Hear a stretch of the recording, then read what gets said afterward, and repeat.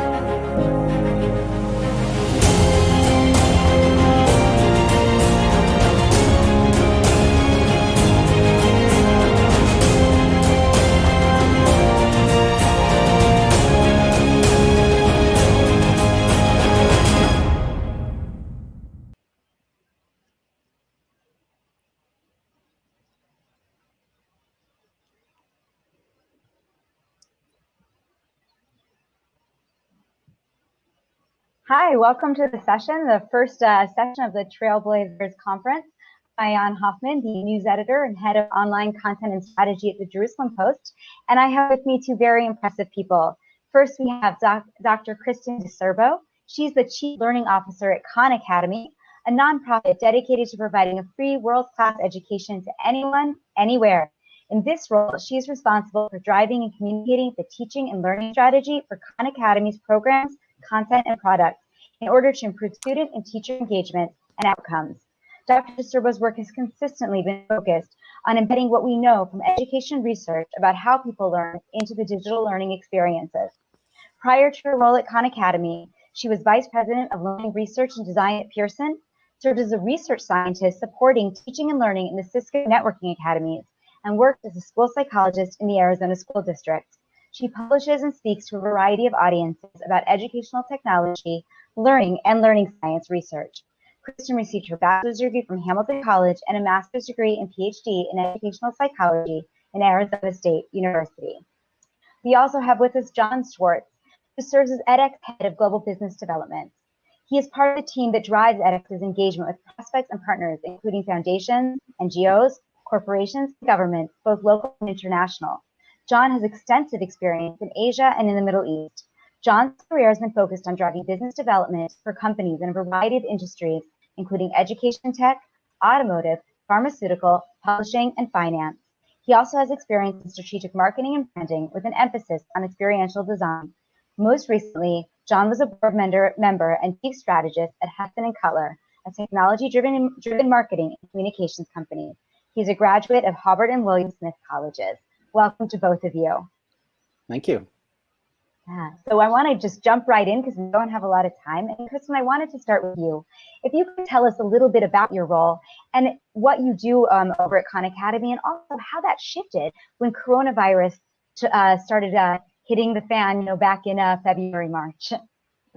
Absolutely, and it's great to be here today. So my role as the Chief Learning Officer is to take what we know from education research and make sure that the content and the pieces that we're creating and putting out at Khan Academy take advantage of everything we know from education research so that we are most likely to improve student outcomes. So that means as we think about how do people learn, what do we know from really decades of research about learning, and how can we translate that into the digital world where we have lots of students now trying to engage and learn all kinds of things in the digital world. And so what we found with the outbreak of the coronavirus, first of all, was of course a huge increase in demand for Khan Academy services. So we provide supplemental instruction and practice. But as the coronavirus happened and students moved online, we became a little bit more core and a little bit less supplemental as students were engaged, looking for places, and teachers were looking for places where they could get some of that instruction and practice in a coordinated way. So that was the first thing, was just the upswing in traffic. And then the other piece, as we started looking around and thinking, had a second to think what's going to happen in the fall, what is this looking like? We see a lot of students who are likely going to have even more of what they call a summer slide. Even in regular times, we see over the summer, over that break, that there's some loss of learning over time, particularly with students from less privileged backgrounds. And so given that also we had students who didn't get a full experience in the last couple of months of the year, I wanted to think about how we could address some of those gaps. So one of the things that I did in my role was thinking about how we could create something that would help students fill those gaps. So we have something that we call Get Ready for Grade Level courses, where students can engage in the course. So say you're going into 6th grade. If you take the Get Ready for 6th grade course, what we did was go through the 6th grade material and figure out what are the prerequisite skills that you need to be successful for 6th grade. So the Get Ready For course covers those skills and concepts, so that when you do get to 6th grade in the fall, hopefully you are ready for those. Ultimately, schools can actually use them in the beginning of the year to get everyone kind of up to the same level of where they need to be. Right. That's fascinating. That sounds amazing. And now, John, I also want to ask you, because it's interesting, Kristen works with students and you are working with professionals. We know that we really learn our whole lives, and many professionals are looking to what you do at edX in order to get the professional training that they need online. So talk a little bit about how that thing started to change for you when coronavirus came to the forefront. Well, first of all, I have to say, thank goodness for Khan Academy. Having 3 children, 13 and under, Khan has filled a very important need now. But I think edX went into the same kind of solution-oriented orientation that Khan did. We quickly pivoted from being in shock and awe to figuring out how could we supplement learning to government employees, to enterprise workers who have been transitioned out of the workforce, for university students going back in the fall.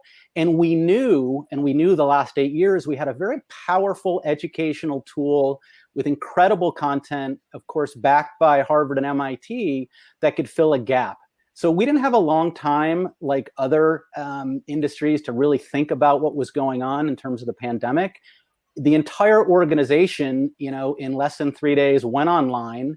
And as Kristen said, we had 5-fold in registration. And in addition, like Khan, we provided tens of thousands of free courses to all types of learners, university students that need to complete their semester, government employees, enterprises, NGOs, not-for-profit. So, unfortunately, it brought the future into the present, but both Khan Academy and edX had solutions that were tested and tried, and most importantly, scalable. So let's actually talk about that, a product that is tested and tried. Kristen, going back to you, it was very interesting reading up on Khan Academy and this idea of research-informed design across product, content, and programs. Can you define those terms a little bit and tell me how they fit into the e-learning program? Sure. So I'll start with content, which is the video you see, or the article you read, or the questions that you take. And so we know a lot from learning science. For instance, if you're going to make a video, how to balance the narration with the visuals you see, with text on the screen, and what that balance should be and how they interplay with each other. So things like that are the ways that we use learning science to help inform videos. When you write questions, think about how do you give hints to the questions? How do you give explanations for wrong answers? How do you give feedback on those questions? So all of that is the content piece and how we bring learning science into that. And then the product is really the whole piece that lots of people will interact with online. So that will include things like the motivation system. So when you think about the mastery learning approach that Khan takes, part of that is thinking about how you level up to achieve ultimately achieve mastery on a skill. Well, all of the motivation systems between that are based on what we know from learning science. So that's the product includes the content, but also includes other pieces in things like motivation. And then program is actually thinking about things like how we support educators that are using Khan Academy in their classrooms or trying to use it with their students. And so what are the things that we can wrap around both training for teachers on how to use Khan Academy, reports and reporting so that they can see how their students are doing and where they're using it.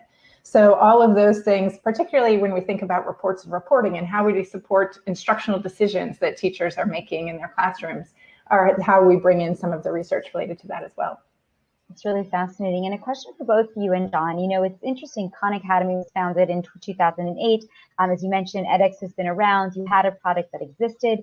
And it feels like there has always been this sort of push to digitize, but schools and in general in education, we didn't really do it. It was sort of more piecemealed, here and there, and very innovative schools that were wrapping their heads around this. But now Corona is different. Do you think that things are going to change this coming school year and then even a little bit more into the future? No question. And they've already changed. And again, we like to make positives out of really difficult situations. And this has made everybody, address what their learning needs will be currently and in the future. And online really fits that gap in so many ways.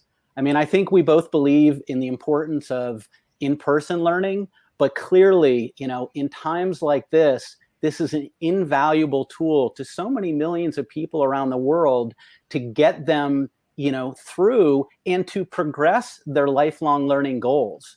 And we've talked to so many institutions that were completely reluctant prior to this that have now, again, unfortunately been forced to be part of this new uncomfortable world.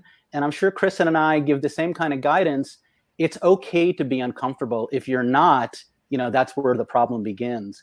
And it's amazing to see, again, government officials, presidents, ministers, chancellors, deans, elementary school teachers really stand up and embrace the changes instead of fighting against it. Wow, amazing. Now, I hate to use such a large word, but I think it maybe is necessary here. Do you think that we might see what I would call a digital learning revolution, if you can call it that? A generation of people who learn differently? I hesitate to say learn differently, because there's many foundations of learning that are always going to be true, and there are lots of things that aren't going to change.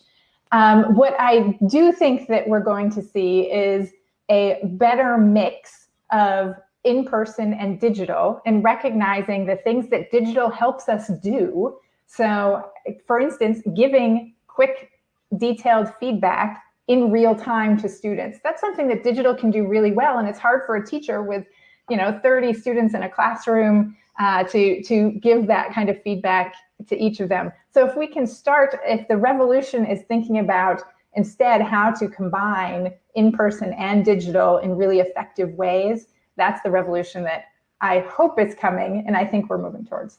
And it's an enhanced revolution. I mean, people that have gone online that were somewhat reluctant have really started to see the value. I mean, on the edX platform, every course has a global discussion forum. So this is not a solitary exercise. This is something that you can share globally with every culture and country in real time, 24/7, and share ideas and information and answers and get immediate feedback. And so it really is an eye opener, and it really expands the lifelong learner in so many intrinsic ways that you don't necessarily get in all in person. Fascinating. Speaking of international, John, maybe you can talk a little bit about what you're seeing. You work across the globe, and this is something we know was hitting in the United States, for example. We talked about it here in Israel. What have you seen worldwide? Is this a worldwide shift to online learning? Yeah, there's no question. I think everybody knows that's watching right now, in a flip of a switch, and I literally, like a light switch, in less than 2 weeks, my kid's school, your kid's school, every government virtually went remote. So I don't think there's a single populace of people or learners anywhere in the world that weren't immediately affected, no matter what their stage in life is.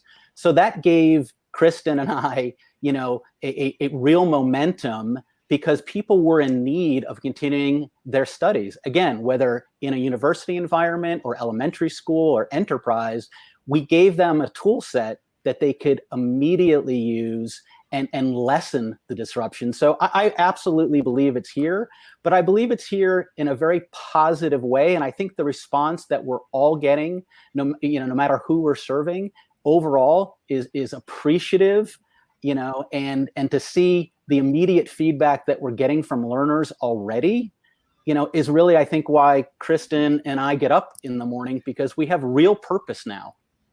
Amazing. So I wanted to ask you, what is the one element that you do think will profoundly change within the next few years? If you could take that question. I think in the next few years, we are going to see more and more of this combination of in-person and digital, and we'll fundamentally see more of the social aspects in learning also be included in the digital experience. Right now, a lot of the digital world is still very much an individual student in working with a single computer, but the more we can connect those and network, the more we're going to take advantage of a lot of the social learning aspects that are so important to better student learning outcomes. Fabulous. And John, what about you? Oh, I agree. I think having the benefit of both worlds, really play off each other. And of course, it'll be up to the individual schools and enterprises to find that right balance. But now the balance is here, or at least that shift to this new tool is here. And from what we can see already in less than 4 months, they're using it very strategically, very efficiently. We all know it's cost effective. So, I think this concept of a blended environment, we hear omni-channel, we hear blended, hybrid, but to have two really powerful ways for learners to learn, no matter who they are, it is really a game changer globally. Amazing. Sounds almost too good to be true. And I guess that's why I also have to ask about the challenges. We talked about how everybody in the first couple of months jumps on board and has really, has seen success and is looking toward hopefully more in the fall. But tell me what has been the biggest challenge thus far? John, why don't you start? I think there's a number of challenges. I think, simple things like integrating content into an existing learning management system that perhaps wasn't being utilized, or figuring out how to assign courses if you've only been used to in person. I mean, these sound so commonplace to like Kristen and I, because we do it so much, but for everybody else, it's a very foreign, very challenging and very uncomfortable position. So our roles at edX and Con is really helping people onboard, help them find the right content, number one, help them disseminate that content in a way that they can track learner progress, help fill gaps coming into the next school year, figuring out how we can supplement existing content into a curriculum that by most design was completely in person. Those are all things that are happening simultaneously, and we're working through those challenges. Got it. And Kristen, 30 seconds. It's also important to remember that we are still in a world where not everyone has adequate, reliable internet access. And we are in danger of creating a larger digital divide than we've already had in the past. And so that need to help support learners and find ways to get everyone connected is really important. Amazing. Now we do have a question for the audience, wondering about whether one of you can speak about engagement level in a completely online environment where it could be a recording, for example. How does engagement work in that kind of situation? We think it's really important to think about active learning. And so in fact, in learning science, there's a continuum from passive to active to what we call constructive, which is when students are actually creating something, to interactive, when you're interacting with other people. And there's good evidence that actually students' learning and engagement increases as you go across that continuum.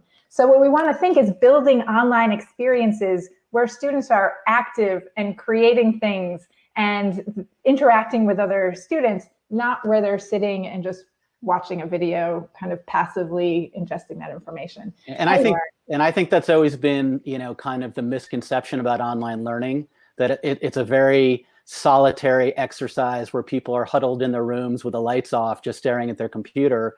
It's a very engaging, immersive environment, and that engagement grows. There's live Q&A sessions with professors. Like I said, there's the discussion forums.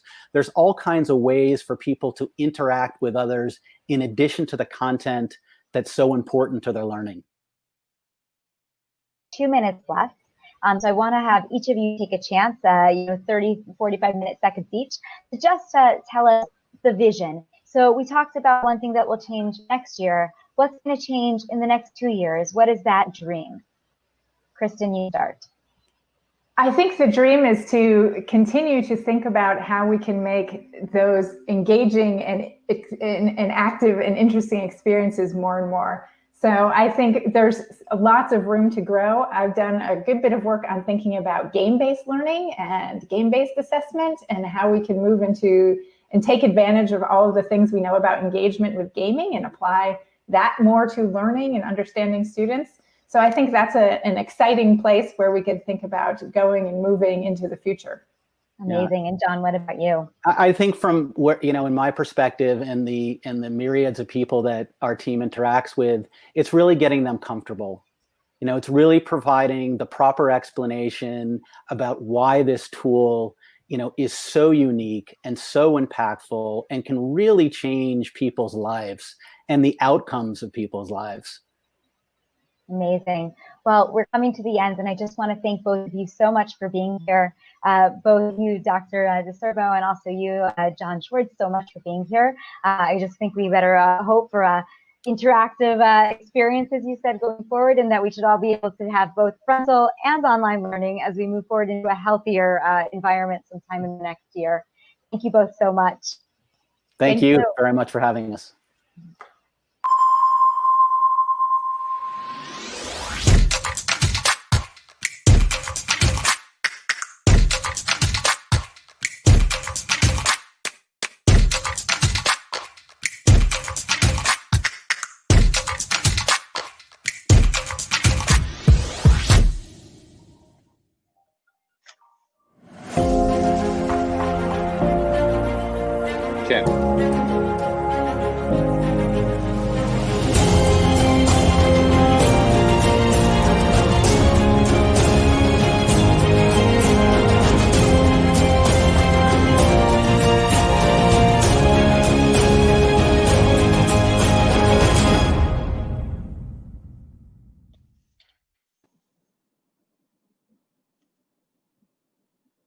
How are you guys?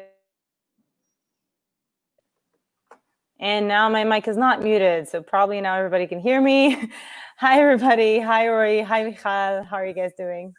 Great. Thank you for asking. How are you?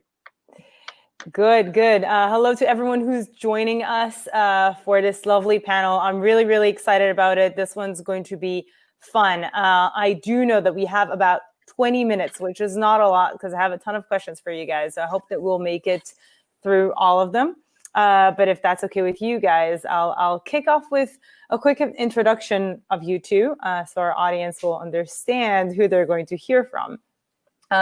So first of all, I'm really excited to introduce Michal Tzur, who is the co-founder and president of Kaltura. Kaltura is the everything video company providing video cloud solutions to any organization. One of Kaltura's main pillars is providing educational institutions with advanced video tools that enhance teaching, learning, and student engagement, both on campus and remotely. Kaltura serves hundreds of schools worldwide, including 15 of the top 20 US universities, and provides video education solutions for ministries of education globally. So you guys can probably understand how busy Kaltura had been in the past few months. Now, to move on to our next guest, we have Roy Deutsch, who's the co-founder and CEO of Jolt. Jolt is the business school of tomorrow, allowing students to join interactive group workshops with like-minded professionals led by industry experts. With campuses in Israel and the UK, Jolt is also thinking about expanding into the US, and Roy would be able to expand or elaborate about that later on. However, they have made an interesting journey during COVID-19, transitioning to online learning, and would love to hear about that. So hi to both. So I'll start and kick us off with a question to both of you. This panel is about real-time learning, the real-time learning experience. And one of the things that might be harder for educators going online is keeping that engagement going. So I'd love to hear from you. What are your top recommendations for keeping students engaged? And yeah, Roy, you can go ahead. Brilliant. So we made that really a great part of our effort in the last 5 years at Jolt. And we've discovered there are a few things that really make the difference for engagement. The first thing is that, and I think that was discussed prior to me, and I think Kaltura has seen it in some of its products, is that a live group session is critical for the participation of everyone. Obviously, comparing it to recorded video or watching something remotely creates a lot less engagement. We've noticed that there are a few magic points in a learning session that makes the difference. One of them that has become iconic for Jolt sessions is actually presenting all the students one by one in the beginning of every class. So we have this automatic sequence that presents every student one by one with their name and title and picture, and then presents the instructor with their own live narration, kind of like you present someone who's going on stage. That brings two things into creating a well interactive session. One of them is that everyone feels included, which is something that's very hard to do when everyone is remote. And the second thing is framing the session. So a lot of students in academic institutions today complain that they kind of like join a Zoom session, no one has their camera on, the instructor kind of like just starts talking to the screen and doesn't notice anyone. And that framing of the session in a way that everyone are part of this session, you cannot be with your camera off if you were just presented, that would be very rude, is a major part of that. I'll finish with just another magic thing that we're doing. Our bot actually recognizes if someone has their camera off and reaches out to ask them to do that. And we offboard after the session people who do not open their camera.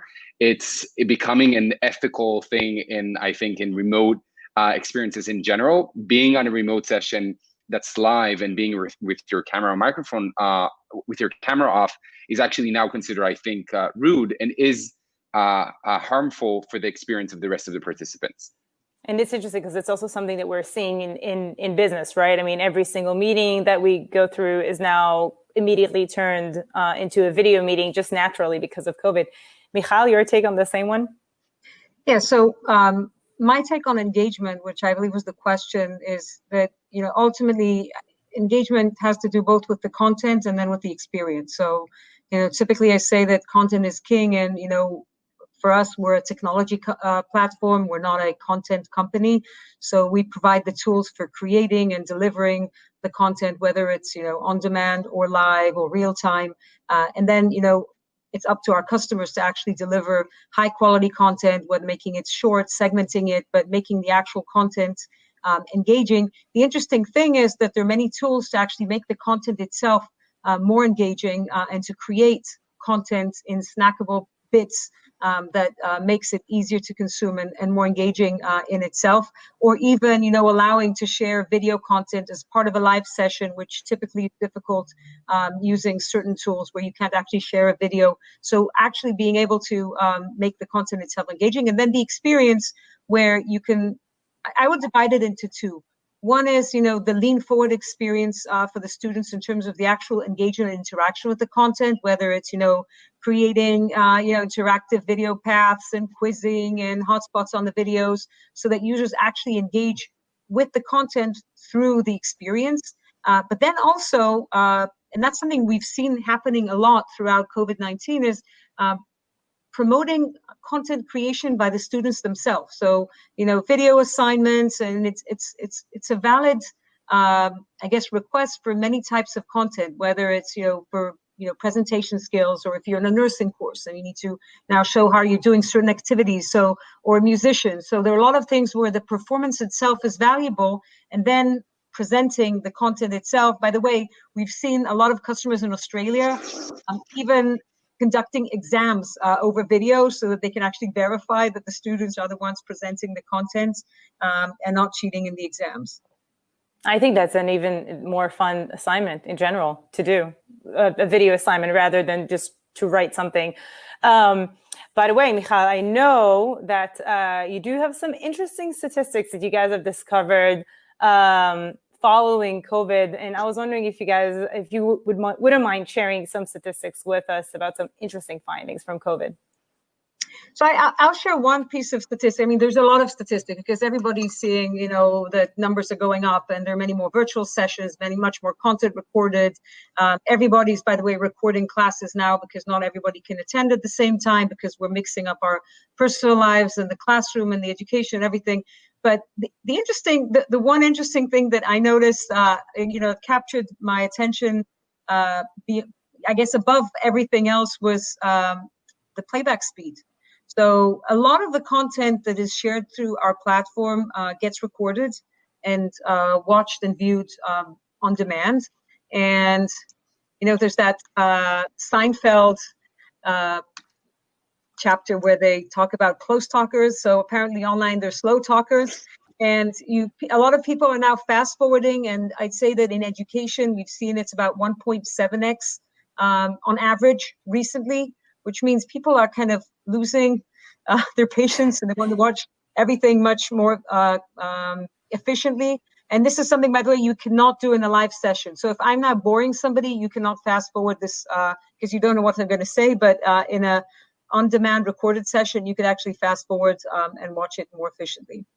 It only makes me feel like I need to talk faster. So Rory, I'm going to ask you to answer this question as fast as you can. No, I'm just kidding. You can answer in any pace that you want. On your guys' end, has the content of classes maybe changed since COVID? Because you guys are focusing on business-related content, and the way that we do business has changed as well. Has the content changed in any way, or are there classes that became more popular than others following COVID-19? Yes, of course. So one of our advantages as a business school that's also a startup is our ability to respond fast to changes in the market and to changes in demand. And one of the things we've seen immediately in the start of the crisis is people looking for transformation in their careers. So a lot of industries are crashing down, and people are looking to kind of like run from them. And the second thing that's happening is people are very much looking for, as the way from our perspective, additional sources of revenue. So people who have lost, for our generation, this is probably the first time we're experiencing lack of job security. And people are looking at the tech industry. They're looking at some industry that have survived this crisis better than others. And they see that some people are able to create additional revenue streams, and they're looking for ways to do that. I don't know to say if it's necessarily possible or easy. And it's almost like, when we started talking about building content for it, we were like, Jolt is too much of a serious business to do something that sounds like make money off the internet, right? That's kind of like the big cliche of bad content. But people are looking for ways to make money off the internet, literally, because of the way we're seeing, industries like e-commerce and different online services, the gig economy, things like how to sell your, freelance skills on Fiverr. We do see an increase in that. That is I'm gonna go ahead and start seeing what I can do myself and look into that content. I'm pretty sure that there are lots of people indeed looking for that, and the way that you guys provide, I guess, provide that content, that the way that you teach varies and it changes. And it brings me to another question to you, Michal. When you're thinking about future of education, is there a difference between education versus learning? Yeah, definitely. So, by the way, a lot of the conversation is kind of mixed up. So, a lot of people are talking about the future of education, when in fact they're talking about the future of learning and vice versa. Because when you think of the role of education, it spans way beyond, the learning and the knowledge and the degrees, and even the research. I mean, when you think of, education as it has been for many years, it's, a lot about also creating communities and networks in the institutions. It's long-lasting networks that then follow us and become our business networks. We go jogging and we go to coffee shops and we go and some certain sports clubs and each of us with our personal interests. But these networks really cease to exist online. And that's, by the way, part of the thought process we've been going through recently as we're thinking of how do we actually design technology better so that it not only address future of learning, but it can actually address the future of education. Because if we do need to actually replace a lot of the experiences that have been going on in the physical world, the learning itself is insufficient. So how do you actually continue building those communities? A lot of think of students who come from abroad and now will actually be left out and will not become a true part of a community. So a lot of the design process we're putting into thinking of technology is how do we actually replace those experiences, and that's why future of education is definitely different than the future of learning, and a lot will still happen in the coming few years as these experiences change. It's not just about moving the learning online. It's about really creating these types of experiences. By the way, leveraging also the opportunities and actually even the advantages that online sometimes offers. Doesn't always offer advantages. So everybody's very excited, and early on the big focus with technology has been on how do we actually address the massive move online at scale. So everybody's been looking at scale and actually the communication itself, but oh, don't know if you guys can all hear Michal. But Roy, I was about to transition that to you to actually ask you, I mean, thinking about the benefits that video might have, I actually had two questions to you following what Michal just said. One would be, what are the benefits of moving online that you guys are seeing? And also, how do you create that continuity of actually creating, a real community around classes? I know this is one of the things that Jolt is aspiring to create, but how do you really create that online? Is it harder? And if not, what are the benefits of that? Well, it's a complicated answer because I really agree with Michal's differentiation between learning and education. And I think in general, moving things online doesn't make them, better, and it doesn't just quite work. It's kind of like translating language. If you just translate Hebrew to English, you can see that in Google Translate. It doesn't quite work. There's context that you have to get. There's a lot of soul that doesn't go through just like translating one by one. And it's kind of like that with learning, because if you just transfer a lecture into online, and all universities on the planet have done it through Zoom and through Kaltura for that matter, it doesn't make the content great. As Michal said, content has to be built for remote learning. And just in the same way, if we do an incredible remote session and then record it, it doesn't make it good recorded content. Recorded content is a completely different production than live content. And we know that by trying to watch live shows on VOD, it just doesn't feel the same, right? There's something about live that is just is a bit different. We see that a lot now with Jolt because we've been very busy in the last 5 years just building what that context is, and now that personally, what is the additional things that a student has to get, what does operational excellence looks like, what is actually delivering a learning experience that is for 2020 looks like. And we're seeing now a lot of universities, and that is something that is happening for the first time in Jolt's history. We see so many universities reach out to us to get services from us, which by the way we don't provide at this point, but we're started considering it because of the amount of the volume of reach out. And that is, they come to us and say, okay, we have been able to operate Zoom or Kaltura. We've been able to put this on to put our people on video calls, and now everything else isn't a good fit for our remote education. How do you create that community? How do you create student services? How do you create networking? How do you create groups? How do you create testing and projects and mentorship and everything, career services, everything universities have been providing through bricks and mortar now has to be somehow available online. And we've been doing that at Jolt with a combination of technology and military level operations that is required to deliver something of high quality on scale. And we are seeing universities struggling with that right now. So I cannot agree more with Michal. Technology has to be incredible. It has to be excellent, as good as Kaltura's products. And then there's a gigantic layer on top of that the institution kind of like has to solve itself. If there are any institutions watching, I don't want to be discouraging, but rather encouraging, because this is the biggest opportunity ever for smaller institutions to become really, really big, given that we're seeing the biggest struggle with the biggest institutions. So naturally, when we start getting these reach outs and we start getting on calls, we were excited about all the big names reaching out, and we went on calls. And no, you might know it from Kaltura when you talk to like the big guys, and they tend to be the slowest to move, the most resilient to innovation and change.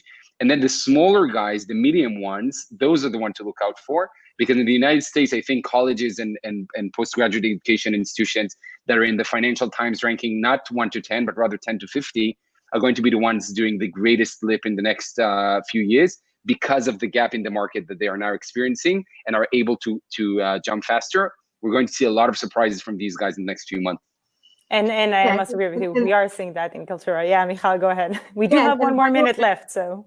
Sure. No, I'll just say that one of the things that to supplement what Roy said is, you can actually overcome the dimension of space, which you cannot in the physical world really easy. So you can expand really fast, whether with the number of classes, the number of breakouts, sessions, and these are things that you could not do in the physical world, and you can do it very quickly online. You can actually leverage, instructors in an efficient way online. So these are things to consider as institutions are thinking of their global play as well as local play and expansion. More room for, I don't want to say the little guys, but for the smaller guys. Guys, I'm going to thank you so much. It was a pleasure interviewing two really big guys. So thank you. I hope that our audience also enjoyed this session, and I wish you a great rest of your day or evening, wherever you are. Thank you, guys. Thanks, guys. Thank you. Bye-bye. Thanks.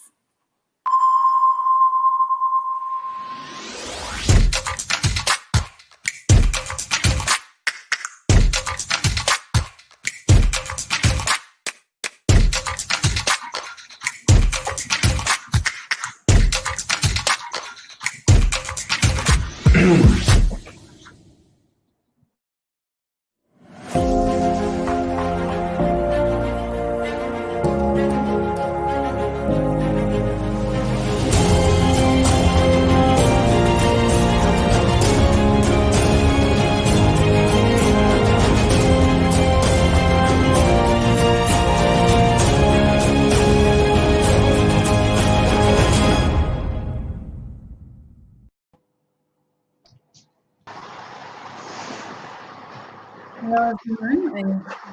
I hope you can hear me.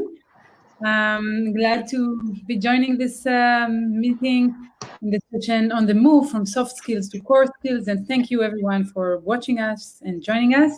With me today are Professor Barbara Oakley of Oakland University, instructor for the MOOC Learning How to Learn, professor of engineering, I should say, Dr. Ricardo Tarash, behavioral neuroscientist of the School of Education and the Sagol School of Neuroscience at Tel Aviv University, and Dr. Goran Gordon, head of the Curiosity Lab, in the Department of Industrial Engineering from Tel Aviv University as well. Thank you all for joining us. Thank you. And in this very unique meeting, I should say. So we are talking about soft skills, and soft skills have become more and more popular in education in general. And I guess the first thing we should do is define what are soft skills. And maybe I will start with you, Barbara. When you think about soft skills, when you try to define them, how would you? Let's see, I guess I would define soft skills as, they can relate to so many things that are emotionally based, because without a strong emotional foundation, coming in a peaceful way to what you're learning, it's really hard to learn something new. But from my perspective, one of the most important areas of soft skills today relates to our understanding of how to learn more effectively, that metacognitive skill of leveraging your learning. And there's so much coming out of neuroscience now and cognitive psychology that can make your learning seem more difficult, but actually have it result in more effective learning. It's funny because usually when we think about learning, we don't think of ourselves as someone who needs to learn how to learn. This is supposed to be basically a common skill that we all have. We might do it better, we might do it less good, but we know how to learn. But what you revealed or showed is that actually learning how to learn is a skill, and you need to know how to do it. Absolutely. In fact, some of the techniques such as interleaving and spaced repetition and so forth, it seems as if you're not learning as well, but you're actually learning better. But it just seems much more difficult. And this relates to, of course, Robert York's seminal work in Desirable Difficulties. But I think knowing a few simple things about how your brain works, such as, for example, if you first sit down to something and you can't figure it out, that's perfectly normal. That if you step away and take a break, your little brain networks, the default mode network, can work in the background and help you. Knowing these kinds of things can inoculate you so that you know what to do when you're frustrated, starting to feel like, no, I can't study this, I can't learn this. Actually, you can. It's time to take a little break. But if we're thinking about learning how to learn, not every learning skill is a soft skill, right? So how would you kind of delineate the limits of soft skills versus traditional skills? Oh, that is a very difficult question. Well, we didn't come here to ask easy questions, right? That's true. That's true. I think that they shade right into one another.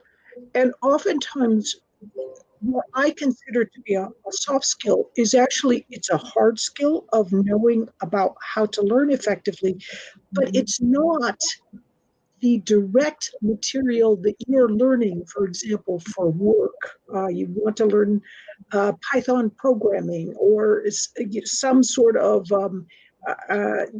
SEO optimization or something like that. No, it's not that. It's stepping back and learning how to learn all of those things better. And that could be called a soft skill, but it's also a hard skill and an important one too. And thank you. And Ricardo, your research focuses on a specific type of soft skills, emotional skills and metacognitive skills. Could you explain what those are? Well, when we speak about the emotional skills, we speak on how to regulate our emotions and how to know how emotions work, and especially being aware that emotions and cognition, as Barbara said, are not completely separate skills, because cognition depends on our emotional state, and our emotional state depends on how our cognition works. So if we know how our emotions work, and if we know how to regulate them, then our cognition can work much better, and we can be open to learning. And so it's very important to work on the emotional level, and to be aware that our children must be open to learning by regulating and knowing how their emotions work. But this is really interesting, because when I go back to the days when I was a high school or even elementary school student, I don't remember anyone telling me in order to do well in the history exam or math exam, you have to regulate your emotions. So how do these two things actually, how do they come into play here? First of all, we can work together with our emotions. If we teach children, rather than memorizing, that to be part of when we teach history, you can try to think about how do they relate to what happened in the history, and how do I feel about specific persons. Then we're going to learn not using only one of our senses or abilities, but we're going to use several abilities and senses together, and that will improve much better our cognition and our ability to remember, because we will not remember things as by tongue, but we will be part of it. We will relate to it emotionally and personally. And so when I'm emotionally engaged in what I learn, then I learn better. But so I can imagine how this could be done in history if I learn about something that indeed could evoke some emotions. But thinking about math, many people the only emotion that they would feel is, I guess, frustration or something. Although I think math is beautiful and I enjoy it very much. But how do you translate that into learning abilities? So first of all, I agree completely with you. I really love math as well. And first of all, we can here. It may be more. It may sound like more difficult to relate emotions to maths, but we can do it. And you can use history as part of math teaching, and how Greek philosophers used to teach maths, and to see that something that it's a logic. So you can use the logic of math as part of the teaching itself. And by the other side, if you are afraid of maths, then you can really use techniques to regulate your emotions and to relax and to come without all the frustration that you're not going to learn. Because if you are in that state, you will definitely not learn. So here you can use techniques to regulate our emotions, to practice mindfulness, to be attentive, to stop for a moment, as Barbara said, to breathe for a while, and then to open yourself to learning a topic that may seem very, very difficult at the very beginning. Thank you. And later on, we'll go back and hear actually about some of your studies to show how this affects people in real life, how they affects their learning abilities. But I want to move to you, Goran, and talk about curiosity, the word that I seem to be unable to pronounce for some reason. Is this something you can learn, to become curious? I don't think you can learn to be curious. I think, first of all of us are curious most of the time. But the concept is to actually enable students to be curious. So for example, in some of the studies, we show that first you need to be safe and secure and confident in the context you're in order for curiosity to blossom. So you are curious, but there are other drives that can somehow inhibit curiosity. And in order to promote curiosity, you actually need to disinhibit all the other drives. You can't be curious when you're hungry or when you're tired or when you're feeling unsafe or insecure. You need to be in a safe environment and feel that your curiosity will be answered. If you ask a question and someone said, "Shut up, please don't ask any more questions," you will not ask any more questions. But if someone, if you ask a question, then someone says, "Wow, that's an amazing question. Let's try to answer it together," it will be promoted. I don't think you can become curious, but you can actually enable it and promote it to exhibit it more in a very safe and secure environment. And you do that with the robots that we can actually see them in I brought some companions with me. So these are some robots in my lab. And we actually showed in studies I did with Cynthia Brazil from the Media Lab in MIT that actually you can promote exhibits of curiosity by interacting with a social robot like we have here. So if children play with a social robot that behaves like a curious child, then can actually catch curiosity. So if the robot says, "I love to learn, let's try new things. Oh, I wonder what would happen if," then suddenly the child feels secure to actually explore more and try more things because it actually sees that it's okay to be curious here. There's nothing wrong happening if you suddenly try something very weird. And we actually show that you can promote curiosity in this way, both for short term and also for long term. Which is fascinating. I need to go back to the definition. How do you define curiosity? Is there a clear definition for that? So there are like 100 definitions that they all in the end come to my definition is the intrinsic drive to learn as much as possible and the accompanying behavior. So it's an intrinsic drive. You can't give a curiosity pill. Everybody's curiosity comes from within. And also to learn as much as possible. I mean, for a curious person, for every answer, there's a new question. So you also always want to learn more and more. And you cannot be passively curious. If you're curious, you're going to need to explore and ask questions. So these are actually an operating definition that we can start building on. And this is also brings up, I think, another level, and maybe Barbara, you can relate to that, which is the social aspect. So both what we heard from Ricardo and from Goran is that in order to foster either curiosity or the ability to learn better or to regulate your emotion, you might want to rely on some social interaction, like Goran does with the robot, for example. These kind of similar things? I think social interactions can enhance curiosity, but one thing I'd just like to bring up, because I find it so fascinating, is that we know that the dopamine system is activated when you are curious. And also we know that that what you learn when you are curious is enhanced by the fact that the dopamine is present. It sort of like serves as a fixative to help enhance and fix those new things you learn when you are curious. But we know the dopamine system is affiliated with reward. So we keep thinking, oh, if we just reward our kids, we'll get them curious about things. But actually, the dopamine system is activated only with unexpected rewards. So this is why things like teaching hooks or kind of things that really prompt your curiosity are so important when you're teaching, when you're writing. For example, if you're writing a book, there's a wonderful book by Cialdini about influencing people. And he talks about You got to hook them always at the beginning, get them curious. And I think that sort of potentiates that dopamine system that serves as a fixative so that whatever you spoon feed them afterwards, they'll actually remember. And I know that there are many educators now in the audience listening to what we are talking about.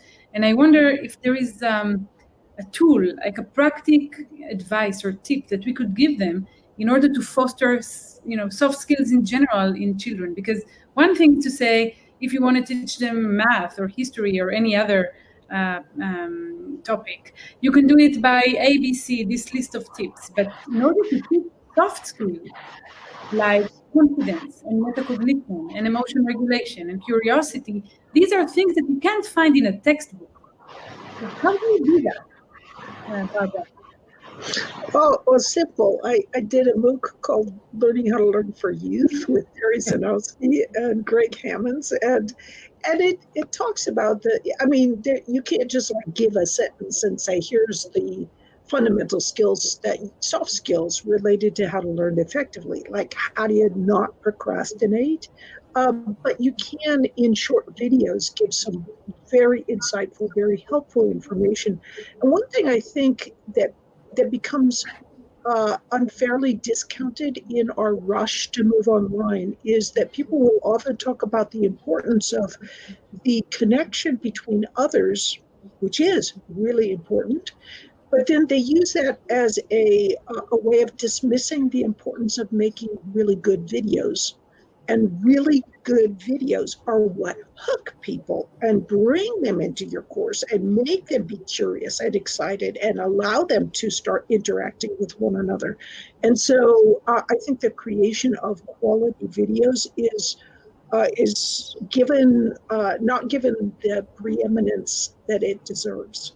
I mean, you would know all about it, right? Because when you created that book, did you ever anticipate that it would become so successful? Oh, I remember standing with my husband in the basement, which is mostly where we filmed it. And we were looking at each other just going, is anybody even going to watch this? Why are we doing this? But I did most of the editing for it. And I get bored really easily. So I just edited it so that I wouldn't get bored. And, it turns out that's actually a really good way to edit film. But videos, would you find them? So, of course, you could get to many more people using videos. But it felt to me as if you're suggesting that maybe videos are a more effective way to teach than, face-to-face teacher-student relationship. Oh, I mean, there's a place for everything. But, and certainly with younger children, we need to have face-to-face. But you can't speed people up, as was brought up earlier. You can't stop a real life person. When you're in classes, they did a study once, and there's 18 on average disruptions that occur in a typical classroom. If you're alone, you can really focus on what's going on. Stop, think, take notes, and so forth. So there can be really great benefits to online learning that we can't, that just aren't replicable in real life. So each one has their benefits. And Ricardo, your method is very far from video teaching, right?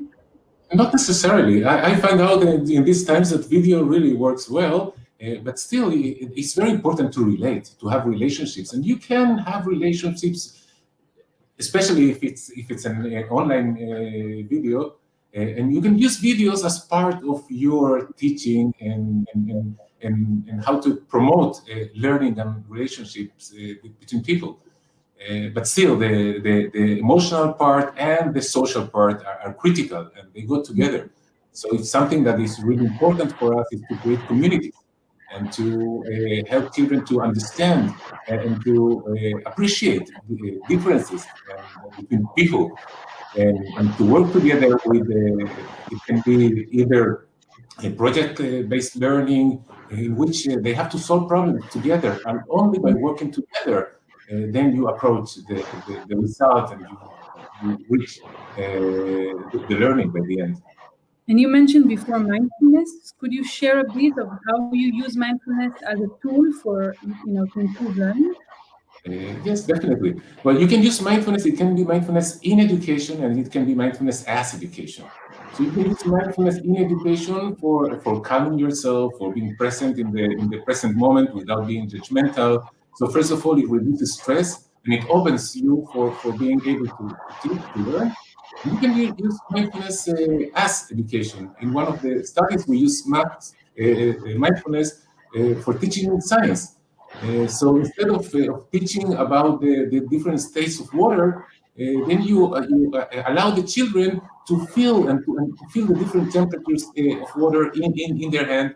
Or when we teach about the vertebrae and their role, instead of learning and reading all the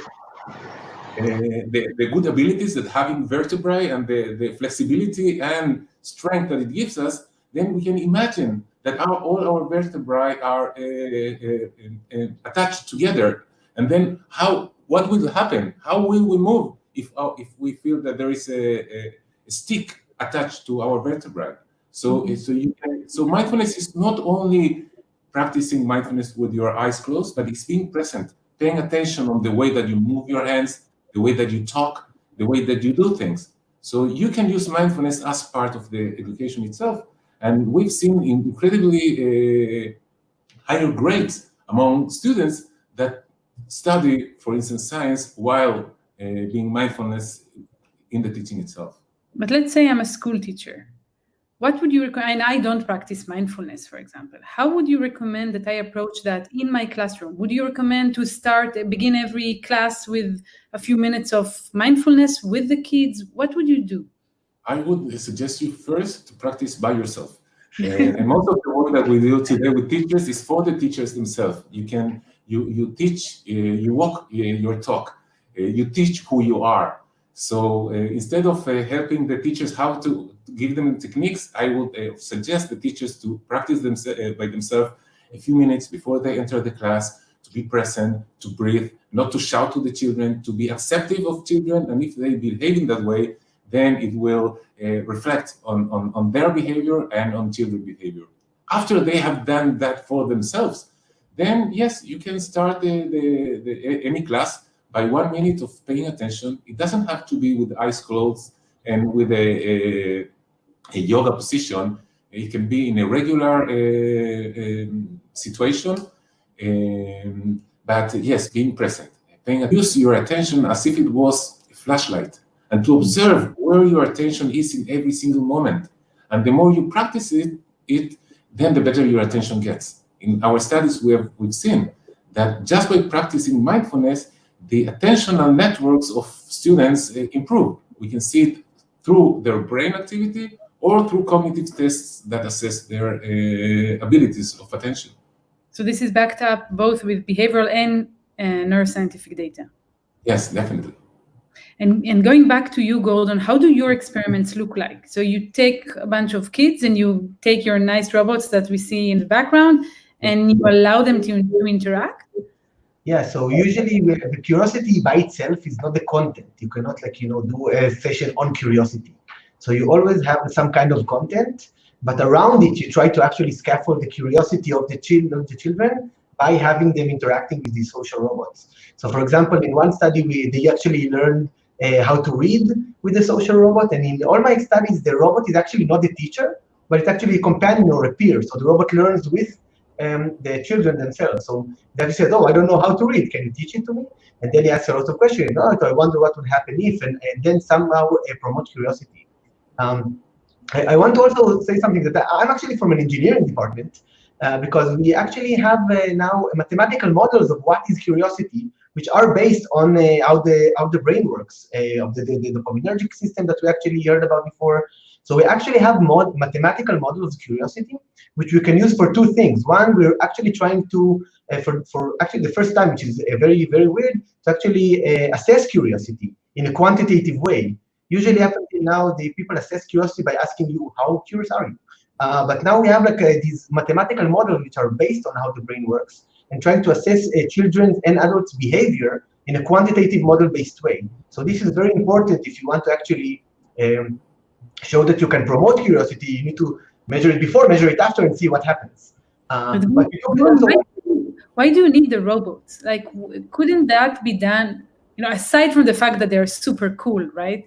But why do you need them to teach curiosity? So, in my perspective, the robots are very repeatable. They don't have moods, they're not tired, angry, stuff like that. And also from a scientific perspective, because they're repeatable, there are no biases. The experiments are running exactly the same way. There are no variations because you can actually program the robot. So we're actually trying to promote social robot as a psychological tool for social interaction because they're totally repeatable. There are no biases. We actually have one study with 3 of those robots studying social curiosity among the 1 person and 3 robots. And they can be a very, very potent tool. But also on the other perspective, you can also program the robots with the best practices and best pedagogy that you can have, as opposed to now trying to teach all the teachers how to be curious or how to teach curiosity, how to promote curiosity. If you have a robot in the classroom and you suddenly have a new study that shows this is the best practice to promote mindfulness or curiosity or growth mindset, then you just press update, and then all the robots actually can now promote these things, and you don't need to now start to educate all the educators how to do it. So they're very, very scalable. I'm trying to speak on behalf of the educators that are watching us. So we already got 2 practical tips. One is to watch the MOOC and learn how to learn and how to teach. The other is to practice mindfulness themselves. And what about you? Because not everyone can take I give you a phone call and say, bring on your robots to my high school. So regarding curiosity, I have 2 tips that I also practice myself. I teach in schools.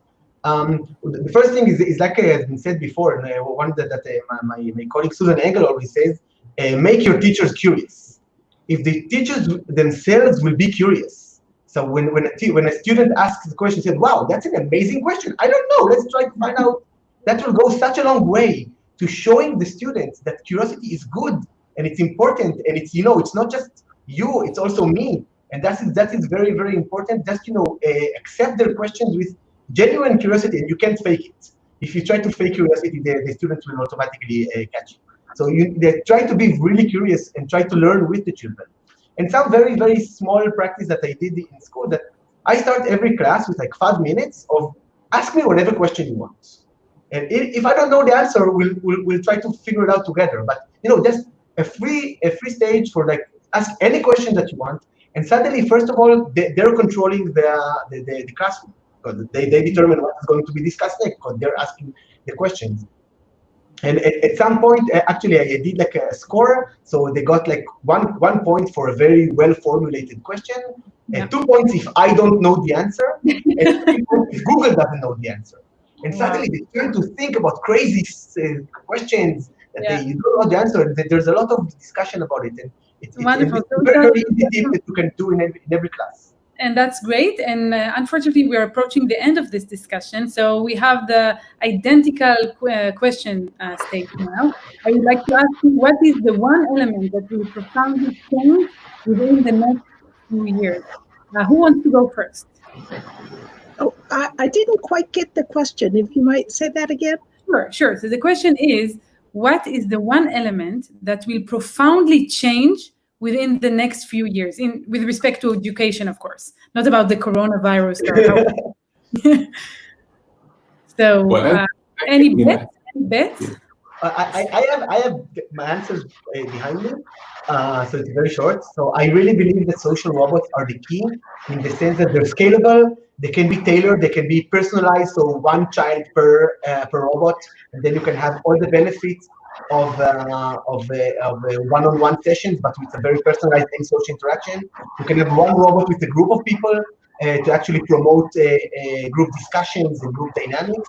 And you can have 1 robot for the entire class to just deliver the same content that a lot of teachers deliver every day in the same manner. And you can have the best practices programmed into them, and so to deliver the content in the best pedagogy that you can have in very, very multiple forms.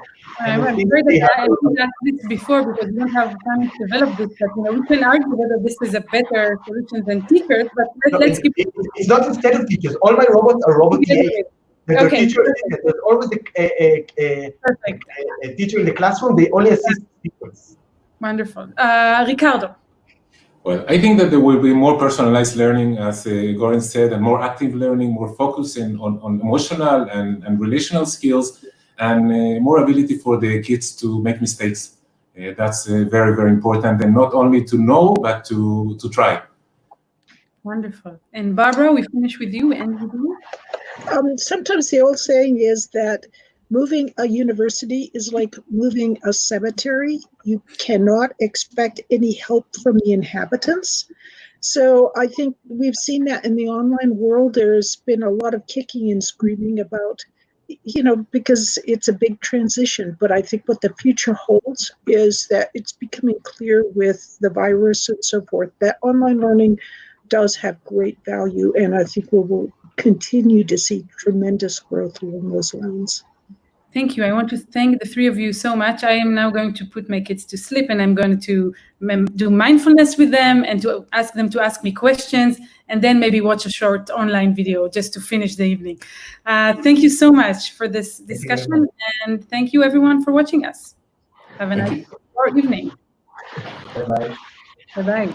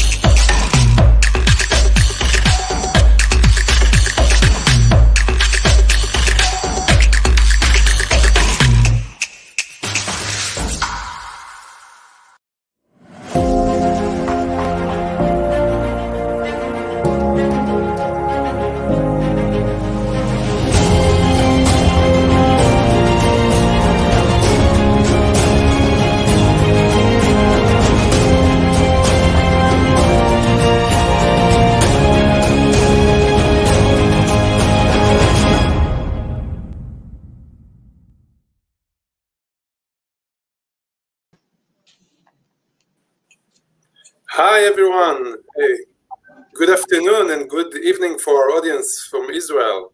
Thanks for joining us. My name is Ran Raviv, and I'm the director of Campus IL, Israel's national platform for digital learning. Campus IL offers the best online courses from the most prestigious universities and content providers in Israel, and we have recently celebrated 350,000 learners. Albert Einstein once said that education is what remains after one has forgotten everything he learned in school. It is a miracle that curiosity survives formal education. This will be our teaser for this 20-minute session.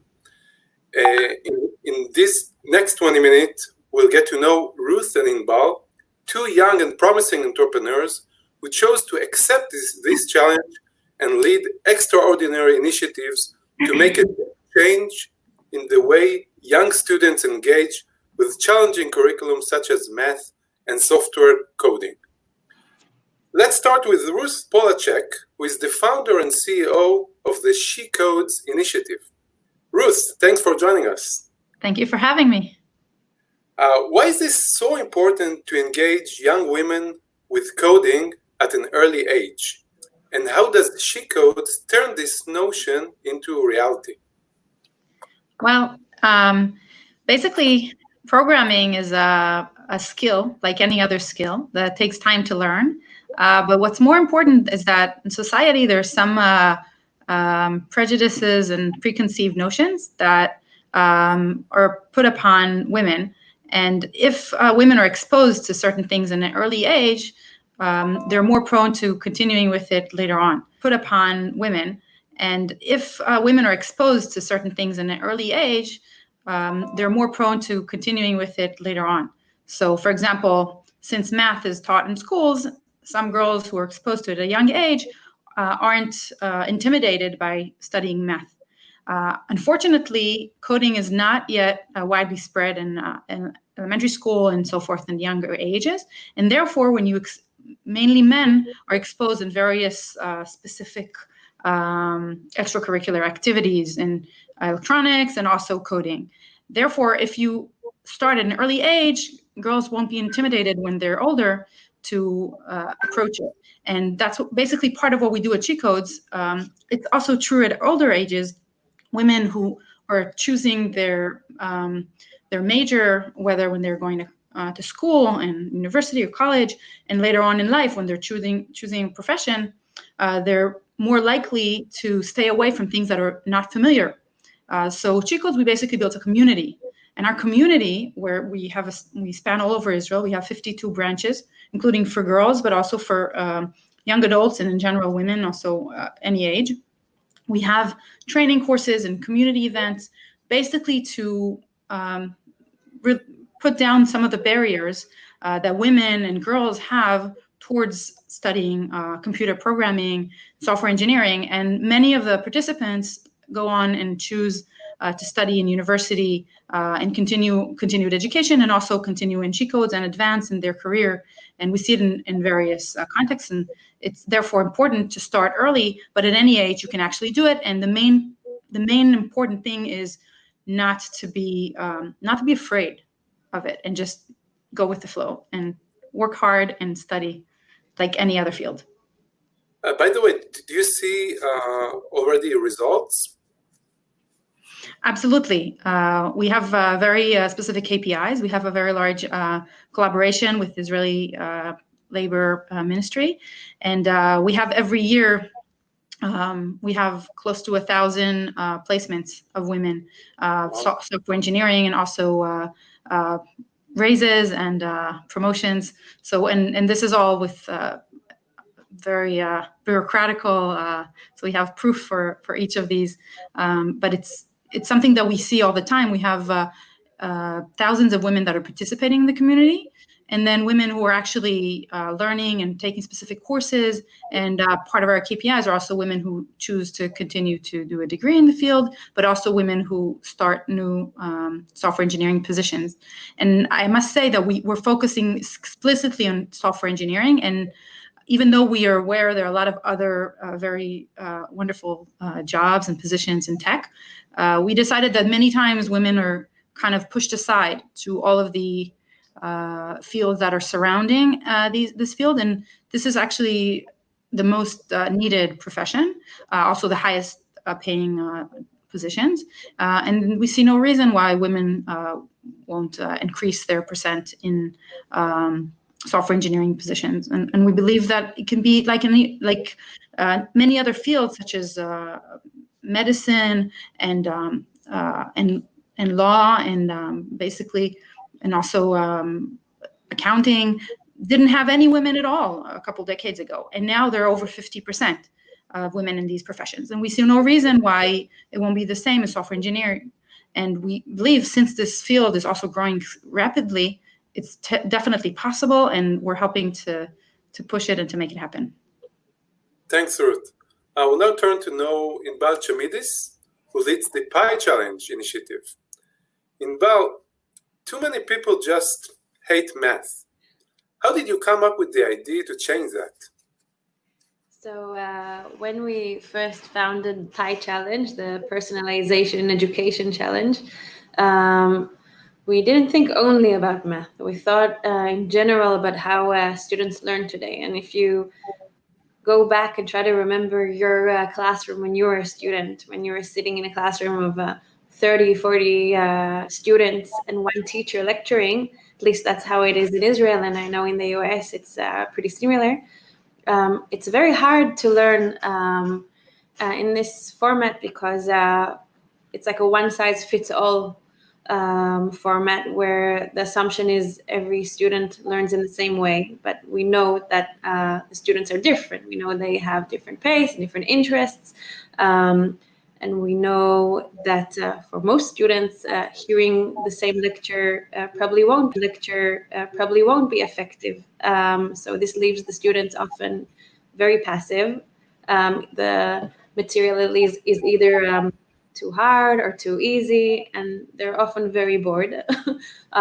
So we wanted to challenge this. So this is why we created the challenge, the Personalization Education Challenge, where we invited a startup nation, startups to try and think about how you can help teachers personalize the learning for each and every student according to their interests, according to their speed, according to their strengths. And in math, I think in all the subjects it's the same, but I think especially in math, there's a very big psychological effect here. There's a lot of social pressure, specifically on math. If you're good at math, you're smart. If you're not good at math, you have less of a chance to succeed in life. And there's a very big societal pressure on students to succeed in math specifically. And what actually happens is often students struggle in math, not because they don't understand the material, it's because of completely different other aspects like pressure, like fear of tests, like fear of asking questions, like fear of numbers. So what we did in Pi Challenge, we said when we want to see what's the best way for a student to learn, we're not only looking about their level in math. We're looking also at their motivation, their self-awareness, their growth mindset, their social skills. We're taking into consideration the whole child assumption, and then we try to personalize the learning to the student according to all these aspects. You've definitely taken the most challenging discipline to start with. I think your proof of concept for sure will go for other disciplines as well. And our session is called Solving Using Engagement. Let's talk about engagement. Ruth, which means did you find as effective in engaging young women with learning how to code? The main focus of our community is that it is what it is. It's a community. So all our courses and training programs are similar to our just events. It's self-learning as part of the community. So on the one hand, you feel basically like you're coming to a social event and you're meeting your friends. So it's a very kind of laid back atmosphere. And you're also given a lot of independence, and you have to work hard and do things yourself. And this brings me to the other parallel. We like to look at it as actually what actually happens in a regular tech company, because you have your own project and you have responsibility on your own specific part. And if you need basically to, you need help or you need to solve something, you're not succeeding, you have the support system. So you can look things up online and you can ask your colleagues. And then if you're not solving it yet, you have the team leader, and then you have a CTO, and you have a group leader. So that's how we built all of our activities. So on the one hand, it's kind of laid back, and you have really to have your own initiative, even though it's through very specific curriculum, if you like, but you can also come with a specific project you're interested in building. And then you're actually in an atmosphere that's similar to what happens in the tech industry. So whether you have experience in the tech industry or you don't, you have the same immersive experience, and you get experience in doing exactly that. And it's not new to you when you go to a company if you didn't have experience before. And in younger ages, it's also because it's focused on the community. And since the main problem, as I mentioned before, is on, and also in related to that, is actually psychological. It's just the accepting that this is something that I can handle and I can make it happen. And our 3 values actually focus on that. Our first value is believe in yourself, because that's the main part. It's just you have to work at it. And that's the second part, which is perseverance. You have to work hard and make things happen and not not give up. And the third one is community, because this is all about community, and you're you're doing it and you're not alone. And you're the average of your 5 best friends. So you come to She Codes and you find 5 best friends and you become a coder just like them. Thanks, Ruth. So, Ruth was talking about community, was talking about independence and support system. But I think that relating to your challenge, the She Codes creates an atmosphere and an environment that is very good for the young women participating. Your challenge is to do that difference within the same environment of full class, 35 students with a teacher that teaches in just one way. How do you do that? What are the means that the PyChallenge startups use to make this challenge solvable? Yes, so I will say this is a very big challenge. When we first started 3 years ago, we were looking for existing startups to help teachers in regular classrooms personalize the learning in a scalable way, meaning that you don't have to have incredible gadgets or a lot of money or like many teachers in one classroom to personalize learning. We couldn't find any scalable methods existing, so that's why we had to create the PyChallenge, and we had 200 startups apply. We chose the top 7 out of these startups that developed these tools, and it's important to say these tools are for teachers. These tools are dedicated for a teacher to help the teacher personalize the learning. It's not trying to go directly to the student, because we understand in every learning process that the teacher is key. Even if the learning process will change, the teacher will always be key for the learning.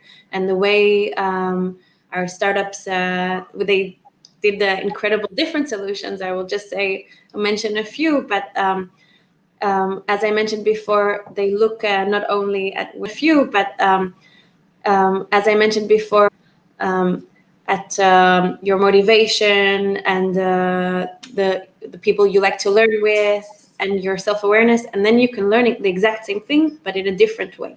So you can learn, for example, in groups, that each group will learn in a different method. You can learn, for example, about the triangle, but one can learn in a way that helps you boost your confidence, well, because you're maybe a very strong student, but you have low confidence, and then you will get an assignment to explain to someone else. Someone else can learn in a way that advances your high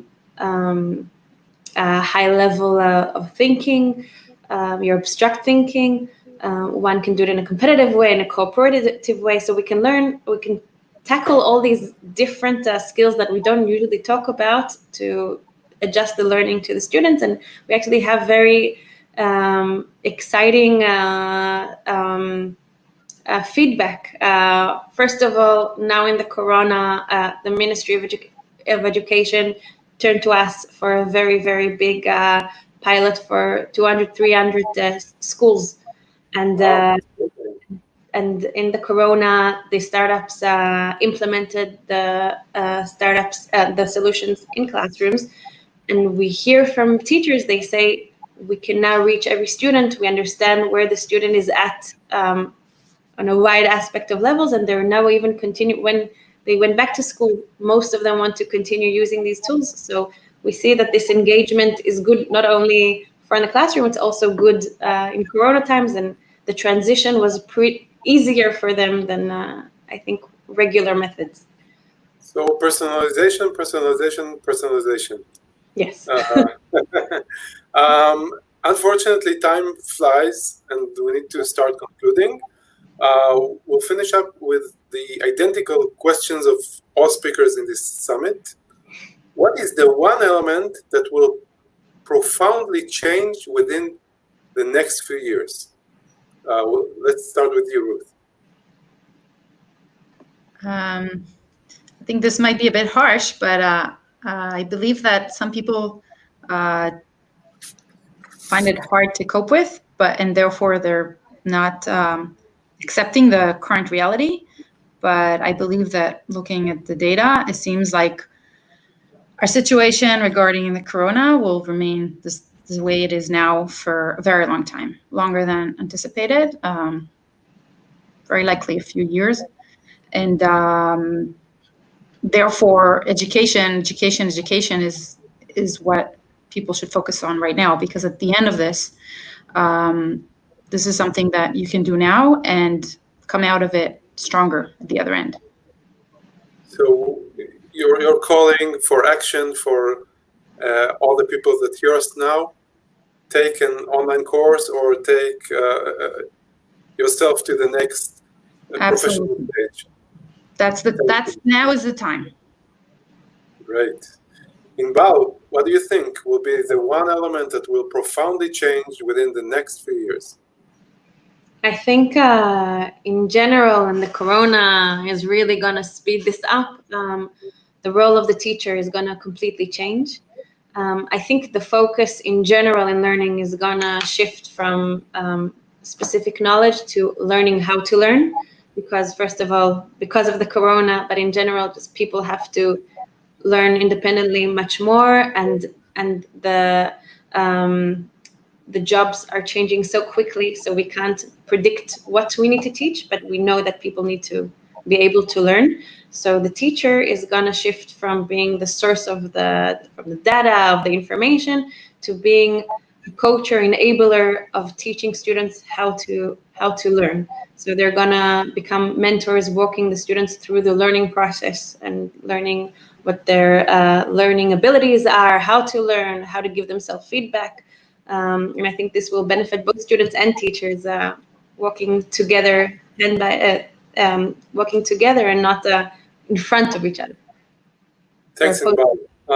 I'll leverage that tip and invite everyone to apply to our Telegram channel, which is called Learn How to Learn in Digital. So you can find dozens of great tips. Some of them were mentioned before by Professor Barbara Oakley. This is a great opportunity to thank you two, Ruth and Inbal, for sharing with us this very valuable information. Thank you. Thank you for having us. Have a great day or evening. You as well.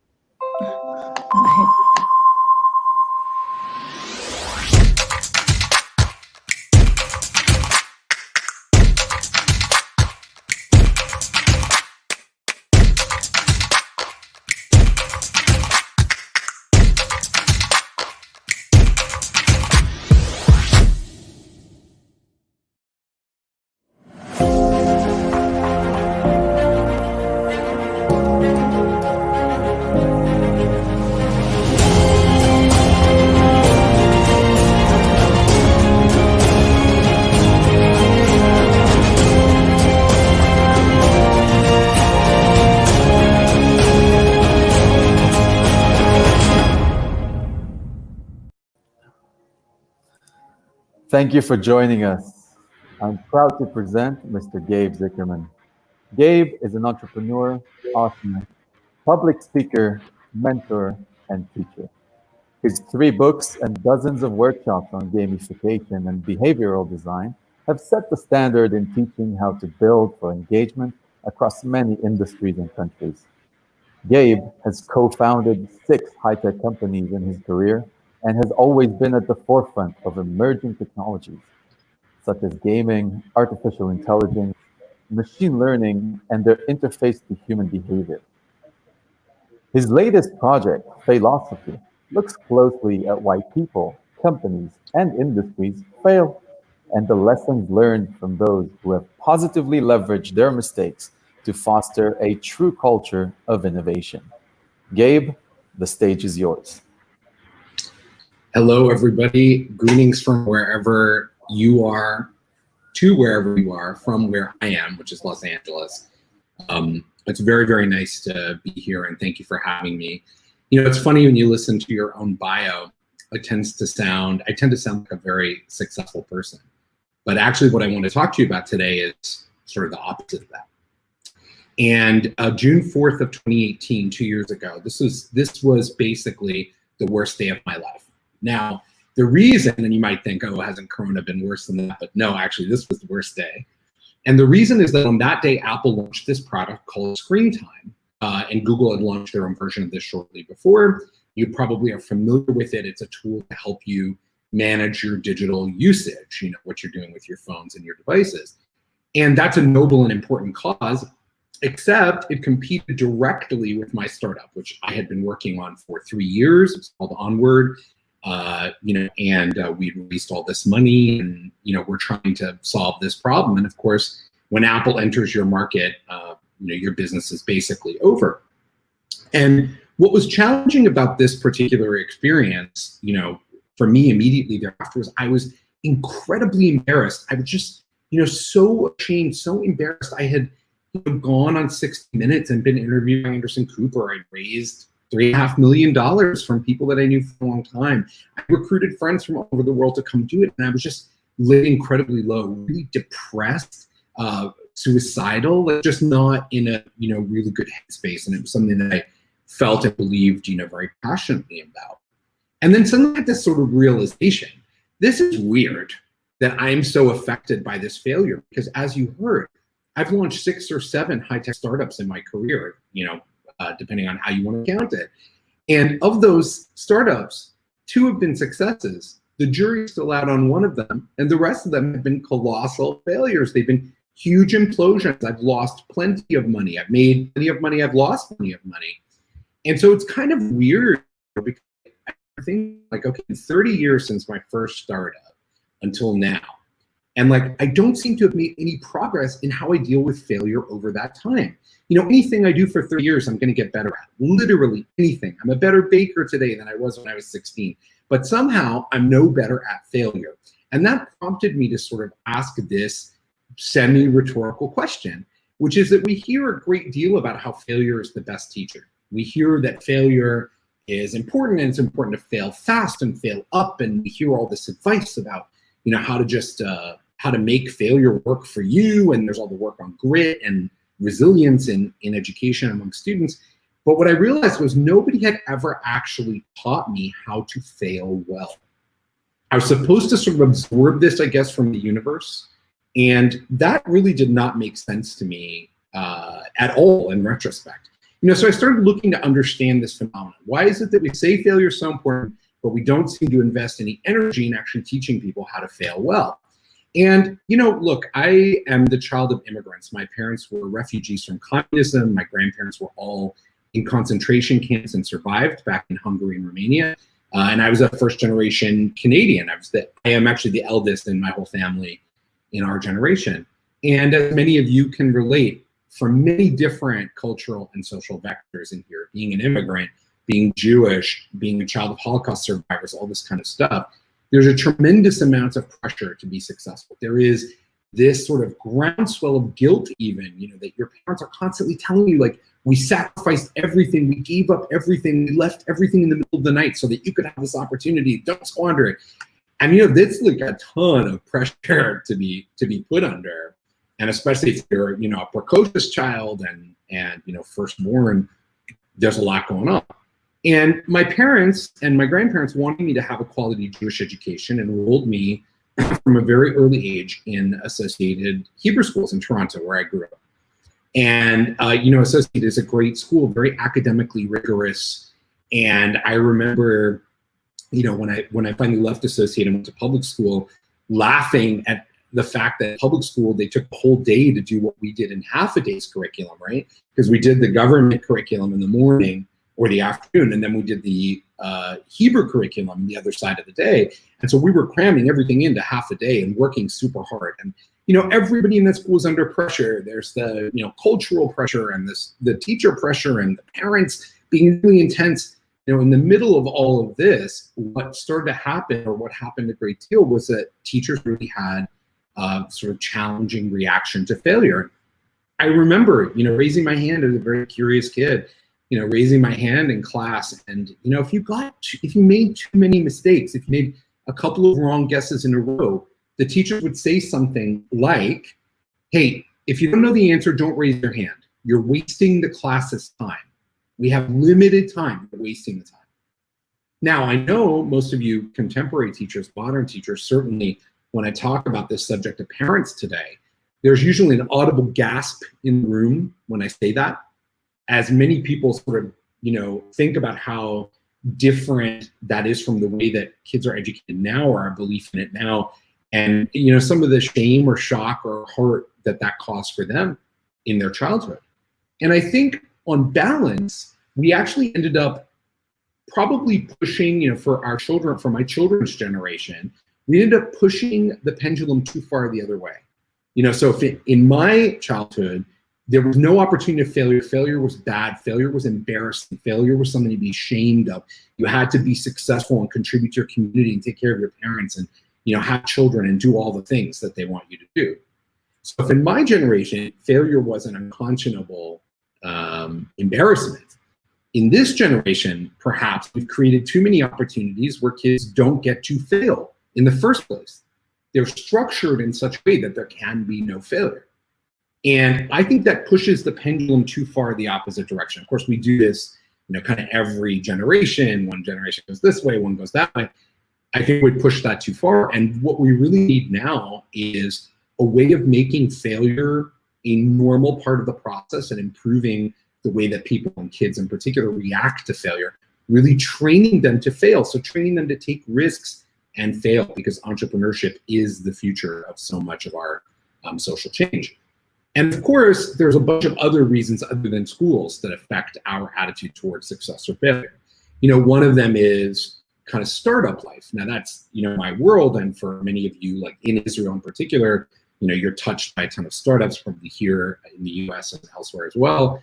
And we're sort of taught this narrative that startups are the place where you go to have like kind of great ideas and experiment with things, and everything's cool if you mess up.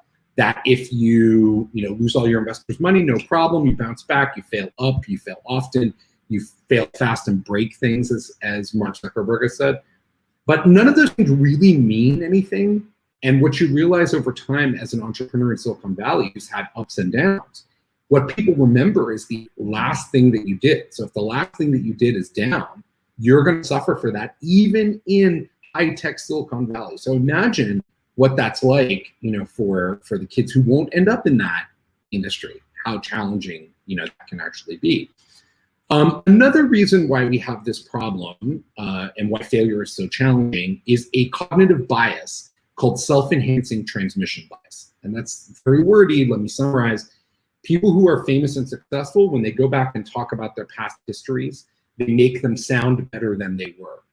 They make them sound like strategic decisions were being made all along that were nonetheless setbacks that serve the greater good. And this is a huge problem. Our culture reflexively adores the famous and successful, but the famous and successful almost never tell the truth about their background. One of my favorite anecdotes about Walt Disney is that there's a few things in none of his official biographies. They're nonetheless true, but they're not in his official biographies. He bankrupted 2 movie studios. He signed terrible deals. Nobody wanted to pick up Mickey Mouse. He had 3 movies that were huge failures that risked the company. And when he wanted to start Disneyland, he actually had to leave the Disney company and start it under a separate business because people didn't believe in him, even though he had already accomplished all of those things at that point. And so one of the interesting details is, these are all facts. These are facts you can find about Walt Disney, but they're not in the default story of Walt Disney.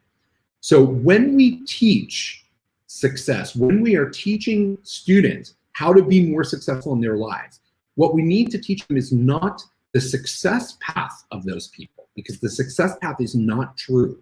What we need to do is dig in and find the underlying failures and the resilience that people experience as a result of failure.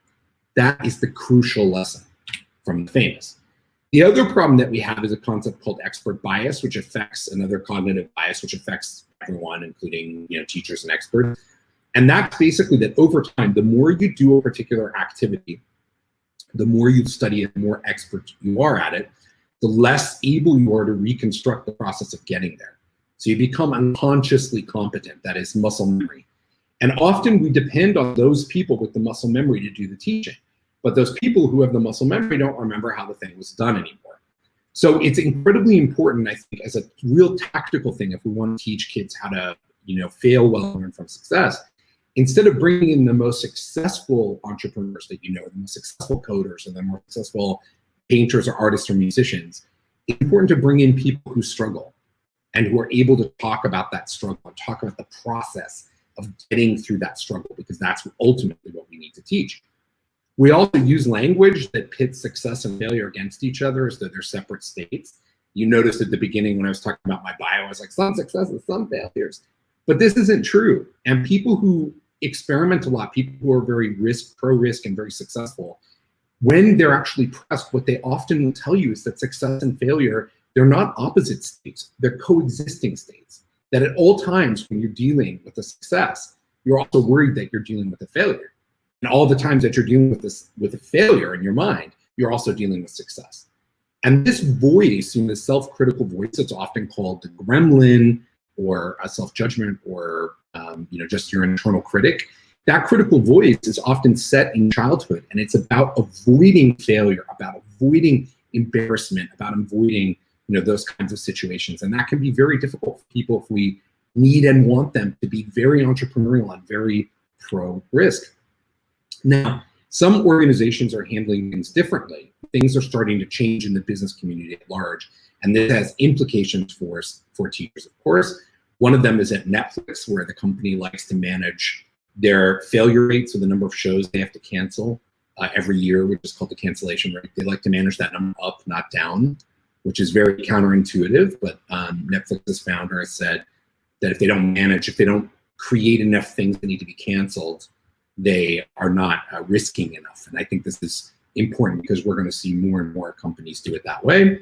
Many organizations are also doing what's called Dare to Try, where people who have a failure, but a well-intentioned failure, are rewarded alongside the people who've had success and a big success. And that's important to create some parity between those two because of the need to counter program against this fear of failure. And that's not give everybody a badge, right? It's really to recognize the best effort and the best outcome at the same time.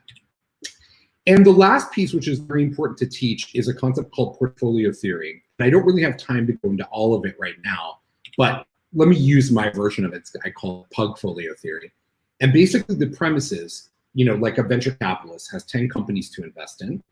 She expects that of those 10 companies, 6 will return no money, 3 will kind of move sideways, never really return anything, and 1 will be a huge success, a best in show. And that one investment returns for the whole portfolio. Professional investors understand that the way to improve the quality of your portfolio is not to move the failures into the next column and then into the next column. Because if you do that, if you focus on the failure, you'll reduce the risk profile of your portfolio and actually make it less successful overall, reduce your return. What you need to do is, as quickly as possible, cycle through those that aren't going to return and make your investments in the ones that are. And so that, for us, as we teach our children and we think about the future of this conversation, that means to look at success or failure for a longer time horizon and understand that the investments that you make at each stage provide opportunity for, for growth. And I want to leave you with this one parting thought, which is a thought that I think about a lot and I think is important also for us to teach, which is if you're not on the precipice of failure right now, meaning if you're not in your life right now looking at a failure that could possibly befall a project, you're probably not pushing yourself hard enough. You're probably not doing something that's really meaningful and important. Because one of the greatest lessons that I've learned about all of this is that your fear of failure, that anxiety, the butterflies in your stomach that you get when you're worried about being embarrassed or failing, that's not something to avoid. That's not a feeling to run away from.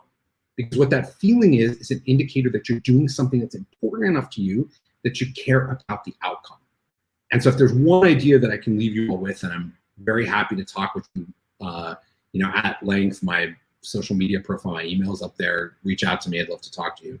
That one concept, if there's no one thing that you take away from this, it's time for us to teach our kids how to embrace failure. Thank you, Gabe. That was fascinating. Thanks. We hope you all stay with us for the next session on the art of successful education videos.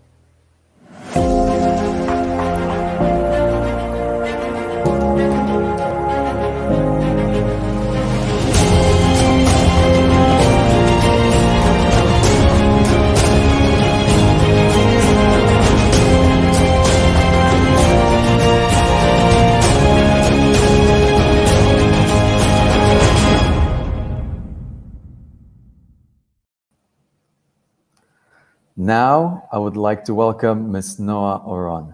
Noah is the Director of Global Business Development at video tech company Kaltura, where she manages strategic partnerships with enterprises and educational institutions. Prior to Kaltura, Noah was Business Development Director at Bertelsmann, the largest media company in Europe. In her previous career, Noah was a tech reporter for Thomson Reuters, Forbes, and the Israeli National News. She has an MBA from MIT Sloan and a master's degree in business journalism from Columbia University. Noah, the stage is yours. Thank you so much, Michael. Hi, everybody. I hope that you guys are having an amazing event so far. I am here, and I think I have about 20 minutes to talk to you guys about how to use video for education. And I'm going to be very quick. I'm going to give you as many tips as I can. I'm very, what we call in Hebrew, very tachlis, which means that I'm practically going to give you some fun advice about how to handle video for education, both on demand and live. And I'm going to do that via the Kaltura tools. So I'm going to share some cool tools with you and also share some best practices as to how to use video for learning. So without further ado, I'm going to kick off by just saying a few words about what is Kaltura and what we do. So Kaltura is the everything video company. We've been around since 2006. We have more than 500 employees with actually more than 7 global offices. Headquarters are in New York and the tech brains are in Tel Aviv, but we also have offices in London, Singapore, and many more. And we do work with some of the leading schools all over the world, and I'll show you in a second what they are. Kaltura provides solutions, video solutions that are not only on campus, but also outside of campus. And what I mean by that is also campus events and libraries use our video technology and solutions. But of course, everything that you can imagine that has to do with video and the classroom, from, again, live to on-demand, so both synchronous and asynchronous learning with video. Some of the schools that we work with, you can see some names here, the top schools in the US, but of course, many schools across the globe. We also work with education ministries, specifically the education ministry in Israel is working very closely with us. And especially since COVID, we've seen a lot of demand from departments of education all over the world to add video to their solutions. And I know that many schools are struggling and need help with that. So we're here to help. And I'm going to say this in advance. Feel free to reach out to me after this session. I am going to share my email here, and you can reach out on LinkedIn as well. Noah Oron, very easy. Please feel free to do that, and I'd love to help. So to kick off, how do you use videos and make them more engaging? We do have these 3 pillars at Kaltura, where we love using video as an experience to encourage interaction, to enable access, and to stimulate learning. All of these 3 pillars all together are the ones that build this cycle of healthy, good video education. And it has to be engaging. It has to encourage interaction. I'm pretty sure that many people have spoken about that today before me, but I have to emphasize that. And video can really help you encourage that interaction and help you stimulate the learning. I'm going to show you to dive into some really cool tools. And I'd love to, hear your comments. Again, feel free to comment about that after this session. What do I mean by live engagement tools within a virtual classroom? Due to COVID, many educators were kind of forced to use what we call it virtual classrooms, but people are using all kinds of platforms in order to communicate with video and communicate with their students. But there is much more than just you talking and your students watching, even though it's a live session and they can, raise their hand and talk. It's not as engaging because still there is, the person sitting and talking and the other people just listening. So some cool tools that you can use, and I'm using the Kaltura Virtual Classroom in this case, just to talk about some features that are out there and exist. Whiteboarding. It's not only for you. It's not just for the teacher to draw on. You can actually encourage your students to draw on the whiteboard and add a little bit from their own experience and what they know. You can actually use these whiteboard tools on top of a presentation. So on top of a deck, you can encourage your students to draw on top of a deck, mark something that they think that is right, draw a circle around what they think is the most important thing in a specific list. You can allow students to draw and to participate, and that really encourages that engagement. On top of that, there are many live quizzes and polls tools, and this is really important. Live quizzes within your live classroom are important not only just to test in order to test your students, but again, in order to engage them. It doesn't matter if they answer right or wrong. Same thing with polls. Feel free to ask them what they think. Think about how cool it is that you can create a poll in the middle of a class and then understand immediately what percentage of the class thinks one thing or another thing. You can know that not just by, raise of hand and you kind of looking engaging across a large audience or a large classroom, but you can actually get these measures right away and know exactly what your students think in real time, and you're also engaging them. And that's how you know where to turn the discussion to. You can play videos in a live within a live session. You can also include a live note option. The Kaltura Virtual Classroom specifically has a live note option where students can write notes and all of the rest of the class can see that. So think about it again. Another way is to, give two students permission to write these live notes for the rest of the class. And then that's how you engage them. This is a great tool specifically for students who are not as engaged. You can let them write these live notes and they have no other option. They have to be engaged in the rest of the class. Breakout rooms are also a great way. Many different platforms, specifically the Kaltura platform has that, but many other platforms have this breakout room option where you can take a large class and break it into smaller groups, just like you would do in a real classroom, where you break them into teams and they work in different tables. You could do exactly the same thing in the online format in this environment and create the same feeling of a workshop. From the live breakout rooms, by the way, you can also upload files into the generic file section of the entire class. So then that team can share what they've done with the rest of the class after they've created something together in a breakout room. So you're creating the workshop vibe, you're creating that within, again, the online environment. It doesn't go away. It's actually even easier because you don't have to think about, oh, where do I get that extra room? We don't have that extra classroom. We need to get the physical space. You don't even have to think about that when you're thinking about the live environment. So these are just some tips of how to make it engaging. Now, when we're moving to the asynchronous environment, there's also, there are many different ways, again, to create videos that are engaging in an asynchronous environment.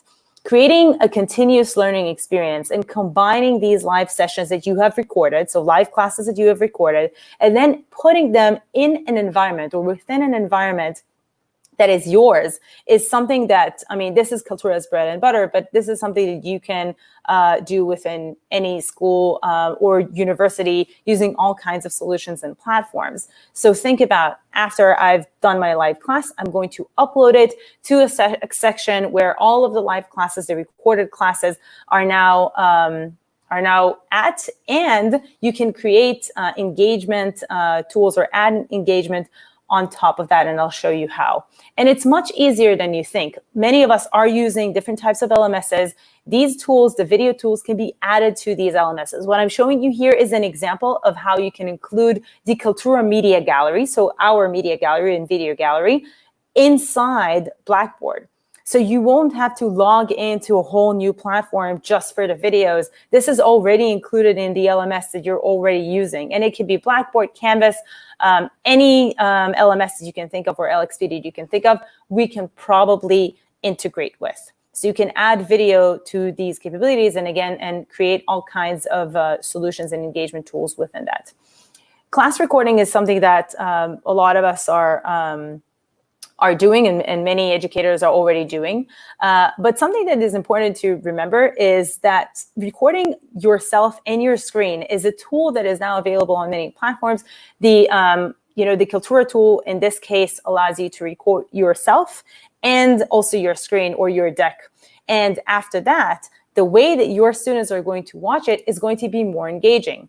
Because what you're seeing here, for example, is the Kaltura player, where you can switch the different views. You can either watch me on the big screen, or you can watch my deck on the big screen, or you can watch them side by side. And on top of that, what you're seeing here, by the way, on the left-hand side is the chaptering option. The Kaltura player automatically creates chapters according to your deck, and your students can then go and search through it. So it makes the whole viewership, the viewing experience much more engaging, because they can search through it, they can watch it in any way that they want. And of course, I forgot to mention on the right-hand side, you see the mobile phone here. The younger the audiences, the younger the students are, the more keen they are to want to watch these lessons, or to want to watch the class again on their phone, on the way to somewhere. So keep in mind that it's really important, the way that you record your class is then going to translate to the way that they're viewing. And if you're recording it in a creative way and you're using the best technology to do that, you're also going to make it easier for them to engage with the content, to search through it, and to be able to go back and actually use those assets of the recorded classes. Engaging with video can also be done on demand, as I mentioned earlier. And there are many different cool features that you can add to videos. First of all, you can add hotspots. These are like little text boxes that you can create yourself, again, as an educator, as a teacher. You don't need to be an expert. And you add them on top of a video, on top of let's say, a recorded class. So think about adding a hotspot that says,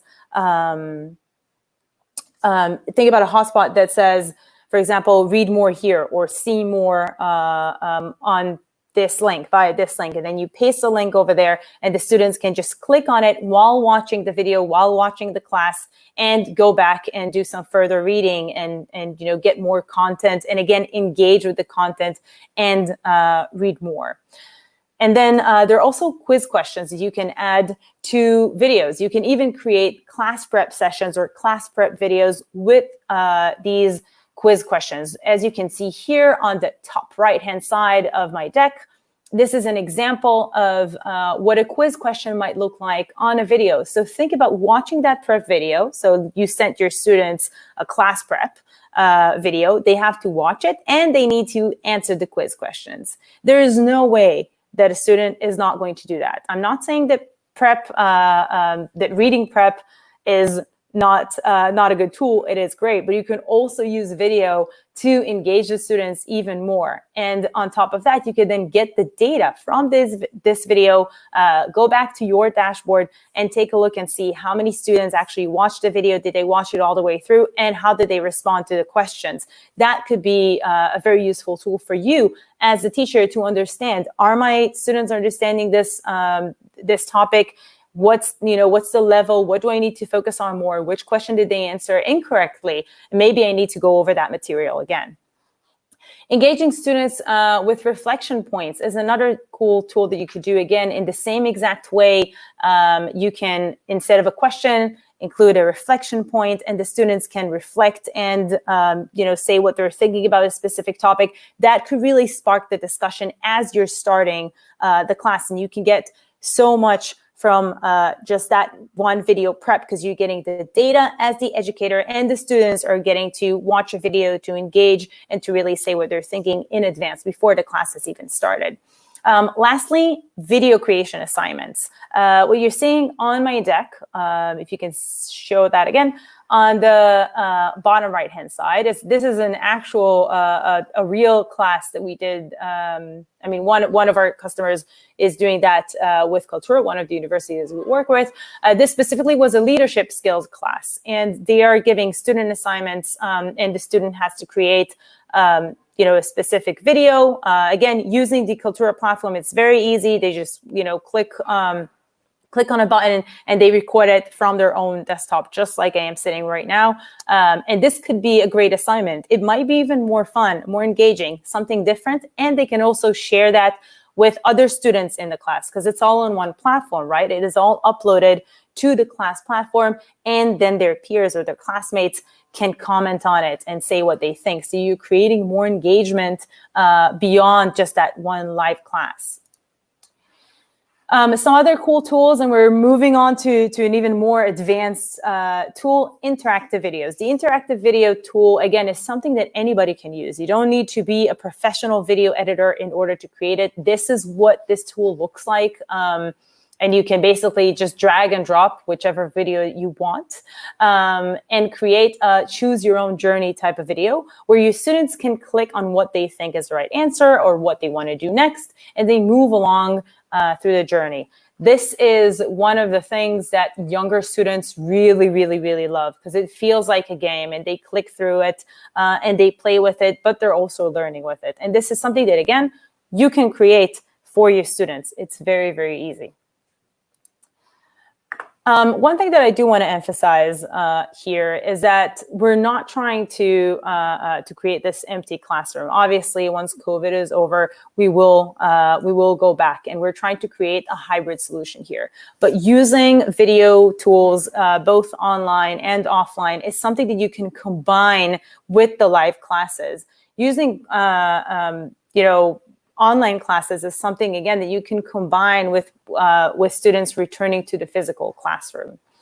I am going to finish up here. I did want to quickly, mention that you can use this to engage with family and friends. One of the things that, of course, Kaltura does is we have a platform that we're creating only for, the family and the friends to watch ceremonies, to watch a live webcast of commencement ceremonies, and also to watch other videos that students are creating. Would love to share more ideas with you guys. I didn't even get into the analytics part and how you can use analytics for both synchronous and asynchronous learning. I'd love to talk to you guys. If you're interested, please let me know and feel free to contact me. I am going to sharing my email here. That's noah.oron@kaltura.com.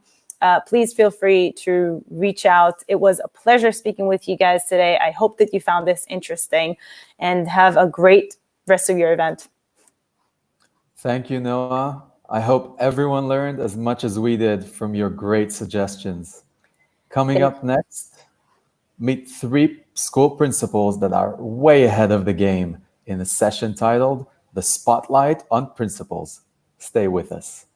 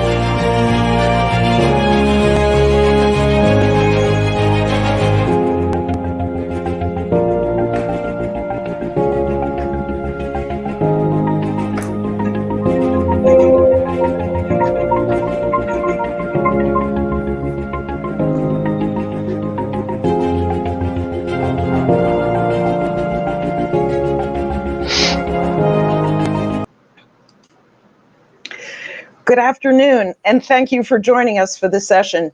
My name is Sharon Freundel, and I'm the Managing Director of the Jewish Education Innovation Challenge. With me here today are Tikva Wiener, head of the Idea School and Institute in New Jersey, Yael Bieber Aviad, principal of the Alonim School in Israel, and Adi Sukar Keruz, School of Education Program Coordinator for High Tech High in California. I encourage you to read their very impressive bios online so that we can maximize our learning time together. In this session, we're going to look at innovation in education, both in the near term and for the long term. Although many people are focusing on immediate needs, we also need to keep in mind the enduring concerns of education. Phrased differently, we're looking down to carefully watch the next step we are taking on the sidewalk, but we also need to lift our eyes and keep them focused on the horizon. In the previous sessions, we've heard a number of times about personalized learning, synchronous and asynchronous learning, and project-based learning. So let's explore these a bit more now. And therefore, here's the question that I'm going to pose to our three presenters. There's a great deal of discussion about innovation in education today, and the three of you are way ahead of the game. How are you currently implementing innovation in education at your respective schools? First, Tikva will respond, followed by Yael, and then Adi. Tikva? Hi, great to be here with you, Sharon, and with everyone and my esteemed colleagues and speakers. I head the Idea School and Institute. The Idea School is a fully project-based learning interdisciplinary Jewish high school that opened in 2018.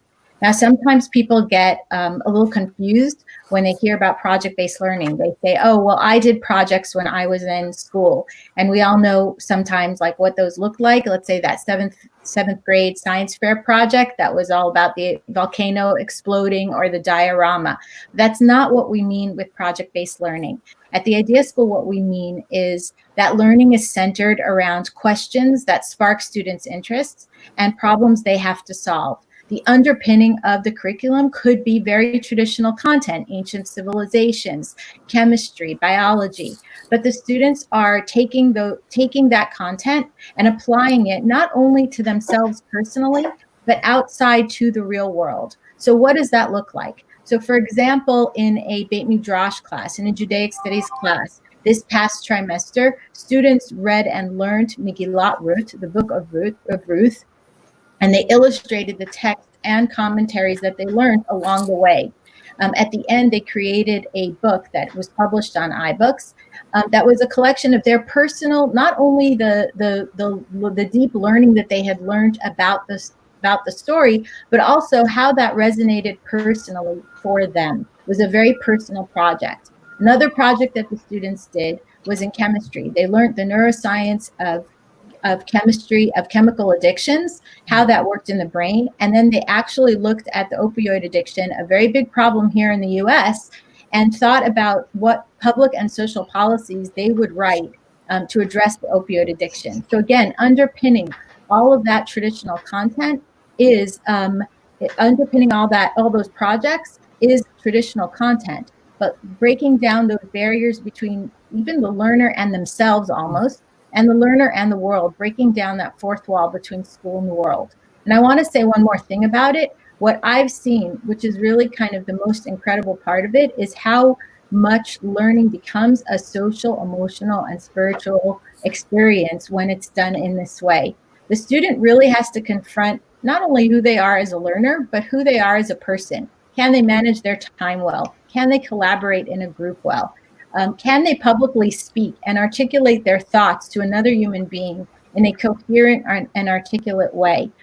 So it's not just about, let's say, even learning a particular discipline or mastering content. It's really about growth as a human being.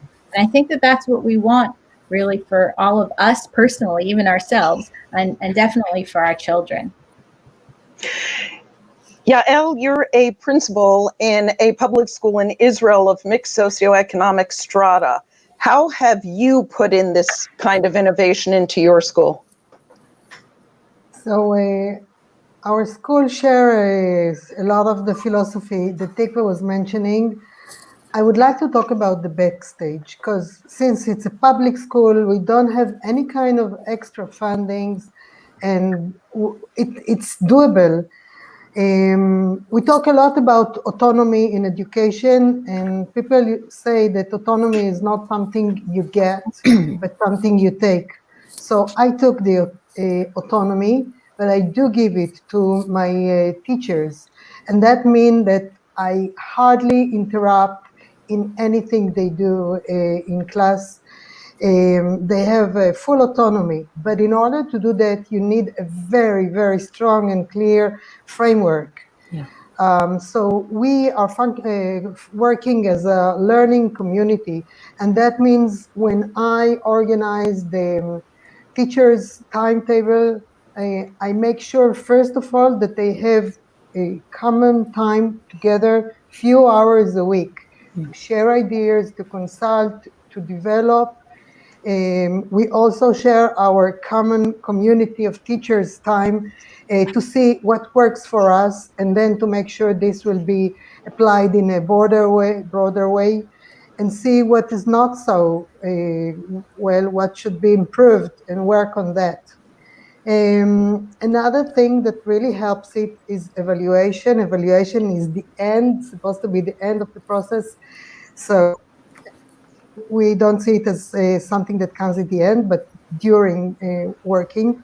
We have developed a model that look at knowledge as most traditional schools, but gives just the same importance to skills, and also attitude of students one to another, and attitude to learning. It's very important for, we talk a lot about the self-regulation. I think maybe the first step in self-regulation is self-evaluation. So students are involved in evaluating themselves side by side to the evaluation of the teacher. From day one, we give each student needs to manage his time at least 2 hours a day.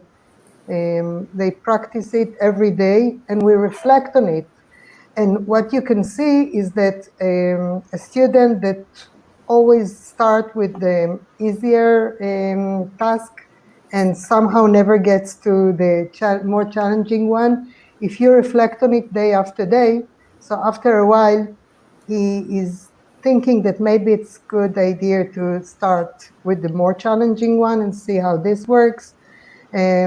So this is a skill, and if you develop it from the very first day, from the first grade, you can really see the difference. What we could see when we moved to the online, when we had to rebuild our school from one day to another, because teachers are designers, and this is a phrase we got from the EdTech High. We could see that they had the attitude, they had the skills, they had the understanding that there's no guidebook. It's them, it's the students, it's the situation, and they have to redesign it.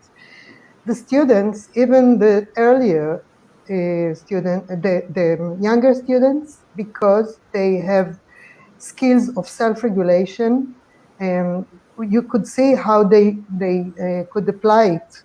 So we used Zoom, which is a very frontal platform only for social meetings, and we would put tasks, and students that are familiar with choosing the tasks that are relevant for them, to manage their time, to reflect on what they did.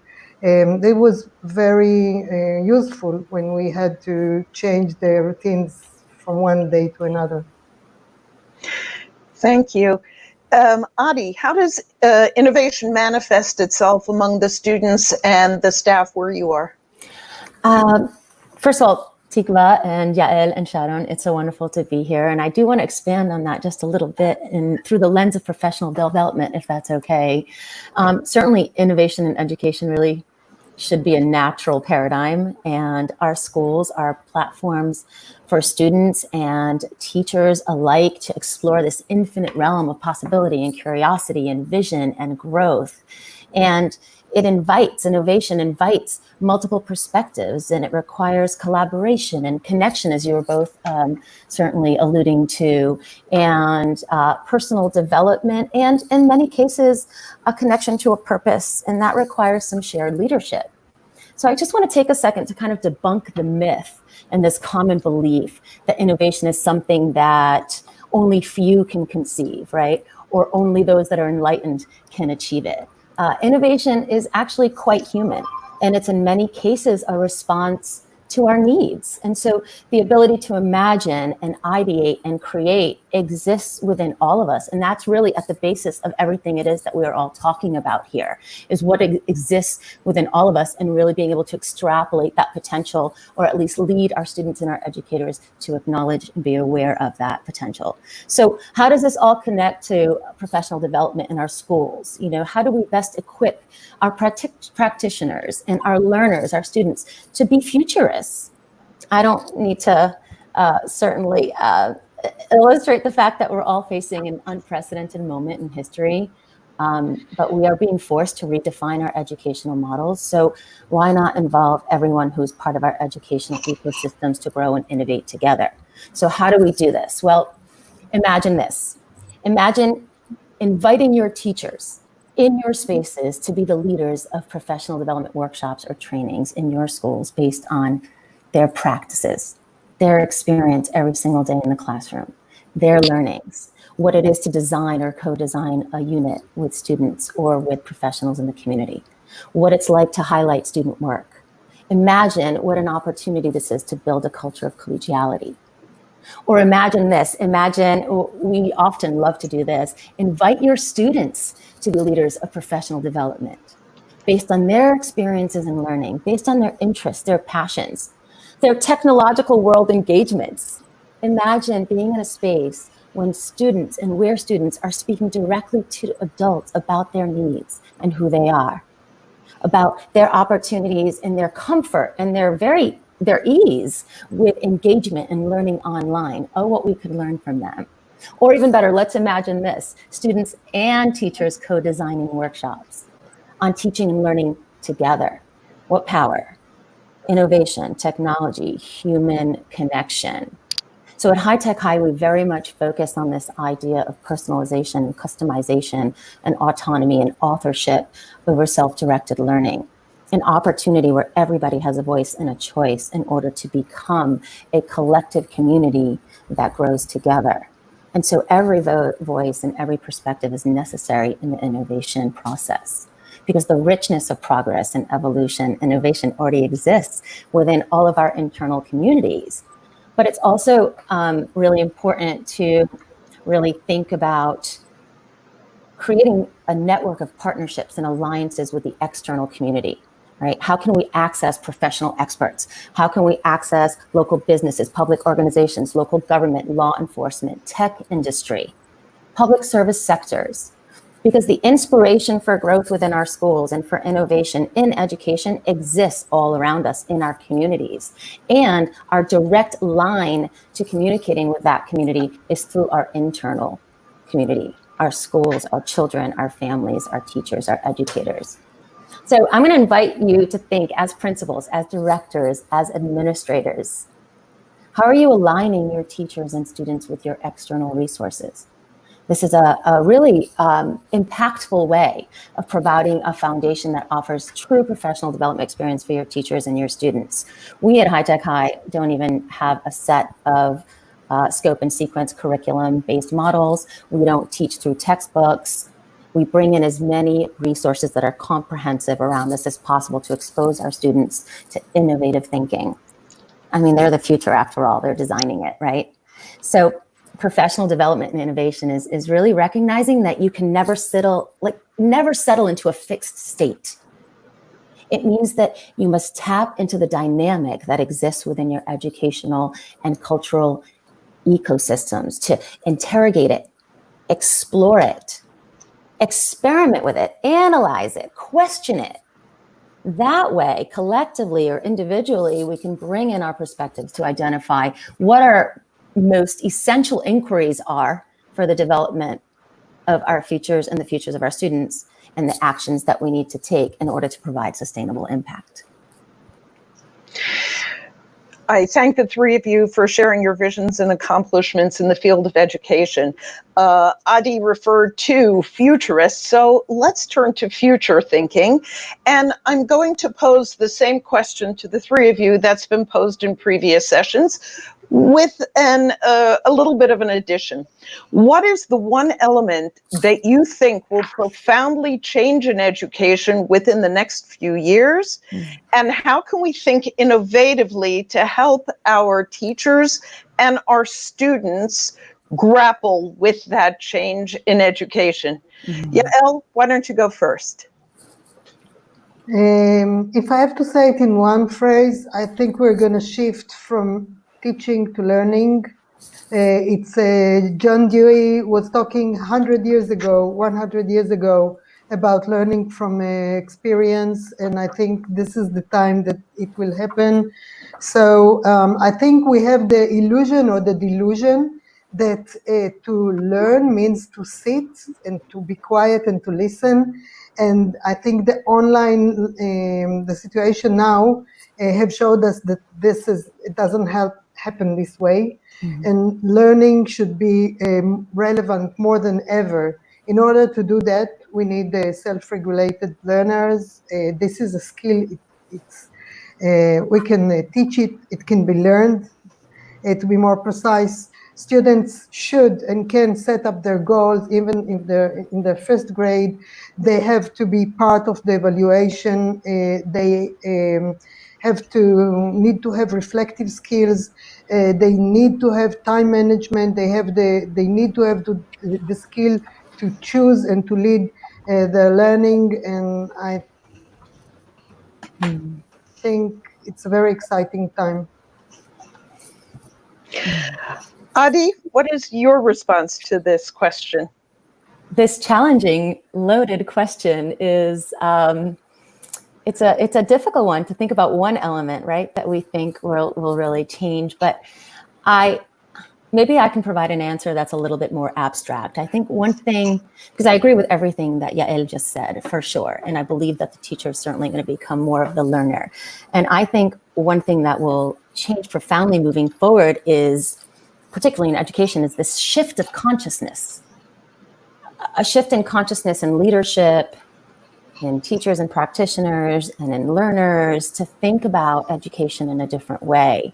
This global impact of the COVID-19 pandemic has kind of forced us to take a really hard look at our models and our systems and our infrastructures. Oftentimes, we're finding ourselves Zooming and doing synchronous and asynchronous learning in a very different way. And we're asking ourselves, who are we really serving?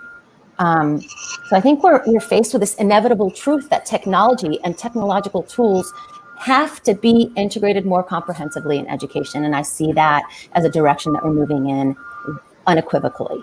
But as a result of that, I think we're going to see some progress in the integration of subjects, the integration of subject matters. I think we're going to be focusing more on applied learning and competency-based skill development, which is something that Tikva was talking about earlier. I see a movement forming that is focused on a human-centered responsiveness to education, particularly what's happening in the world right now. And technological tools, I think, are also necessary and a definite part of the equation that's going to be in part with education moving forward. And it'll also allow students to become much more self-directed learners. And it'll provide them with opportunities for them to navigate seamlessly in the modern reality that they already know so well. So I think we'll be moving into an integration of synchronous and asynchronous learning, whether it's online or not. And I use that in a metaphoric way as well. And like Yael, I do believe our educators will begin to shift into becoming learners themselves, and certainly guiding our students really to the threshold of their own minds. And, you know, we as leaders certainly need to support their professional growth as facilitators of learning. Such an optimistic answer. I'm so glad to hear you We say gotta that. look at the glass half full, right? Absolutely. Tikva, how would you address this? One of the first books that I read when I was preparing to shift to project-based learning was Tony Wagner's Creating Innovators. And one of the things he said that convinced me of the model was that we have to prepare students for a VUCA world, a volatile, uncertain, complex, and ambiguous world. And certainly the situation that we've landed in now certainly proves Tony Wagner's prescience. So I think that he got it totally right, and we are being forced now to create the kinds of school environments that he was talking about creating when he wrote the book years ago. And the point is that you can't, when you're teaching traditionally and you have tests and assessments and there's one answer, and as Ken Robinson says, it's at the end of the book, but you can't look because that would be cheating. You know, that's just not the kind of thinking that we need today. The reason that you have to be prepared for a VUCA world is because, as Tony Wagner again says, the world has wicked problems. And what he means by that are that these are problems that there's not one solution, as we're taught in school, right? There's not one solution to the problem. The problem needs complex thinking and needs many different disciplines to answer, to solve it.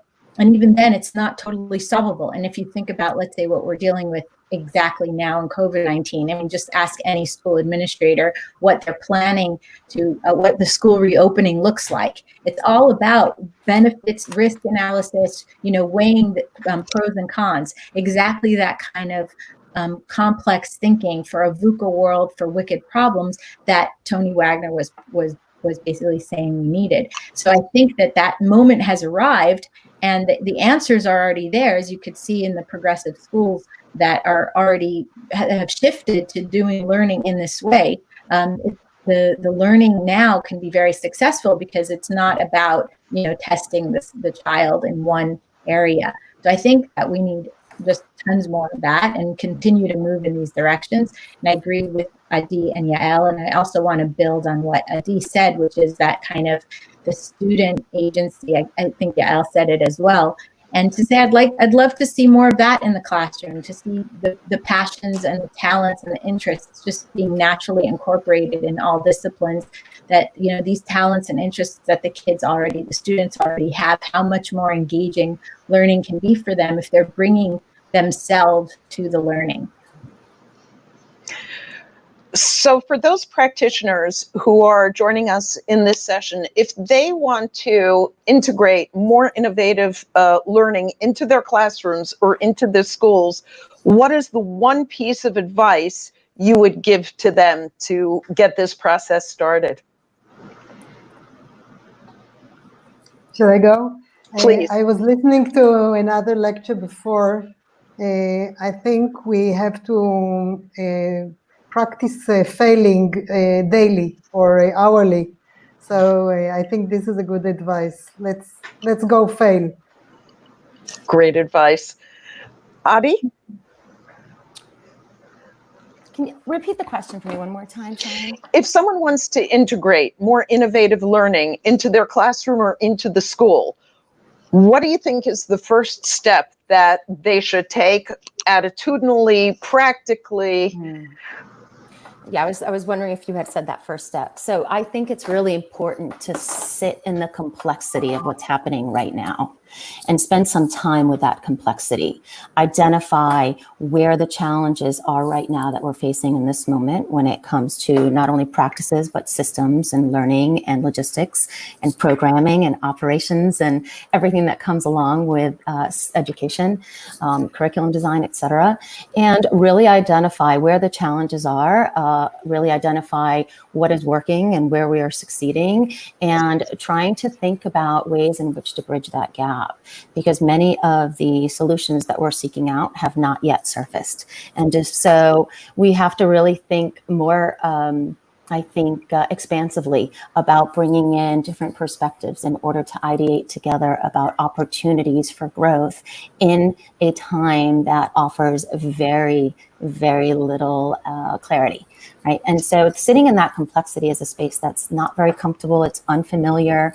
It can pose challenges. It can be highly problematic, but it's essential and it's necessary. And it can be done with a with a defined process that can be designed by the community itself for it to best serve itself. Thank you. Tikva? Well, first of all, I really have to point to the High Tech High website, which is where I learned a lot of what I now practice. And I actually went to their graduate school of education for a 1-year on-site and online program. And the point is that there are resources out there. PBL World is another. So there are definitely practitioners who are thinking in very alternative ways about learning.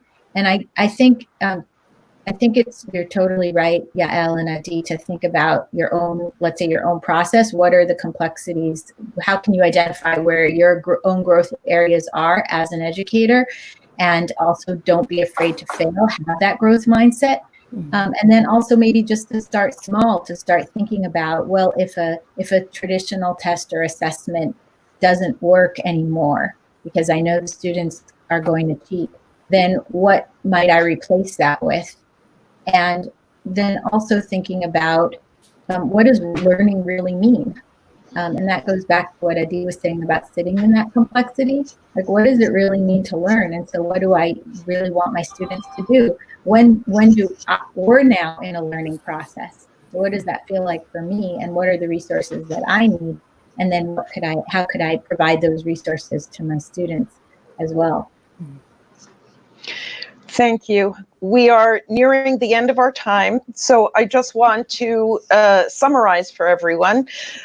In this session, we've heard a great deal about innovative learning, which seems to be an excellent approach for hybrid or blended learning, a way to induct our students into real-world challenges that we currently face with all of the ambiguity and complexities that this world entails. It will strengthen their autonomy, their self-regulation, their intellectual probing, their cognitive skills, their capacities to collaborate, and their commitment to making this world a better place by finding real solutions to real issues. And we need to be sure to give teachers time to plan and reflect together. We need to give them space to fail. We need to give them the latitude to face complexities, and we should engage the external community in helping all of our students learn.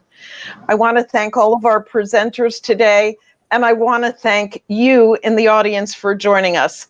Remember, we are all in this together, so I really hope that this session stimulates a great deal of conversation among all of us, because we are all here to create a stronger next generation of Jews and citizens of the world. Enjoy the rest of the summit. Thank you. Thank you. Thank you.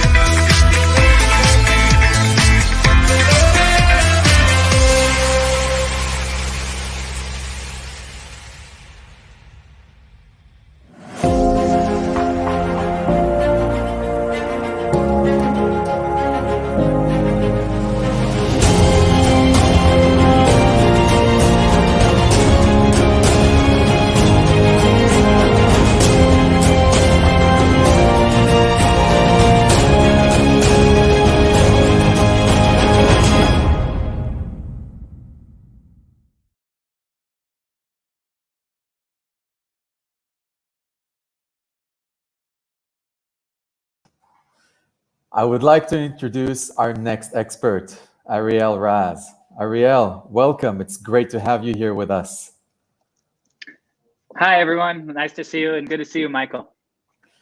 Ariel builds irresistible learning experiences that inspire learners to engage in creative work. He is the head of learning collaborations at Stanford University's D School and is a lecturer at the School of Engineering. He has and is wearing a number of hats in the realm of education, from college tutor to Teach It for America, classroom teacher, to school founder at KIPP Bloom, a middle school in Chicago's South Side. Ariel holds a BA in Film and Rhetoric from UC Berkeley and an MA in Learning and Design and Technology from Stanford University. Ariel, the stage is yours. Awesome. Wonderful. Thank you, Michael, for that wonderful introduction. And thank you, everyone, for joining us here today. I will say that this is it's a nice day here in Oakland, California, where we have not yet opened up barber shops. So my hair is looking a little bit out of control, but that's just a part of life that we are dealing with. So I'm going to have a slide deck here that I'm sharing because I'm just by myself here, and I will, and I'll be walking you guys through this. I'm going to try and do a few things in a short amount of time. One is to just provide an overview of design thinking, so you know what that subject is if it's coming a little new to you. And then I want to share some work about what we are doing right now in this moment to try to help schools manage with all the challenges that they're facing as they adjust from working in person to remote to a hybrid model and all these kind of various logistical challenges. So I'm going to be doing that, and then there'll be a short interactive piece about 10 minutes in. So if you are on the chat, then you can see that part and then hopefully respond to a few prompts that I have. So very briefly, I already got that wonderful introduction from Michael, but my email, if you ever do want to contact me, I'm very responsive to email. My email is ariel@dschool.stanford.edu. So if you have any questions, please reach out. I'm always happy to talk and speak about my work and how it can be applied to K-12.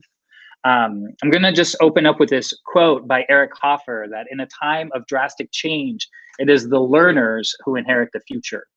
The learned usually find themselves equipped to live in a world that no longer exists. And I find this distinction between someone who has learned and a learner, someone who is actively learning, very powerful and is a big part of what motivates the work that we do in the D School. So, and I find that in this moment where we are managing so much change, that our identity as educators can be really powerful as a vector to help us positively carve a path through this challenging, uncertain world.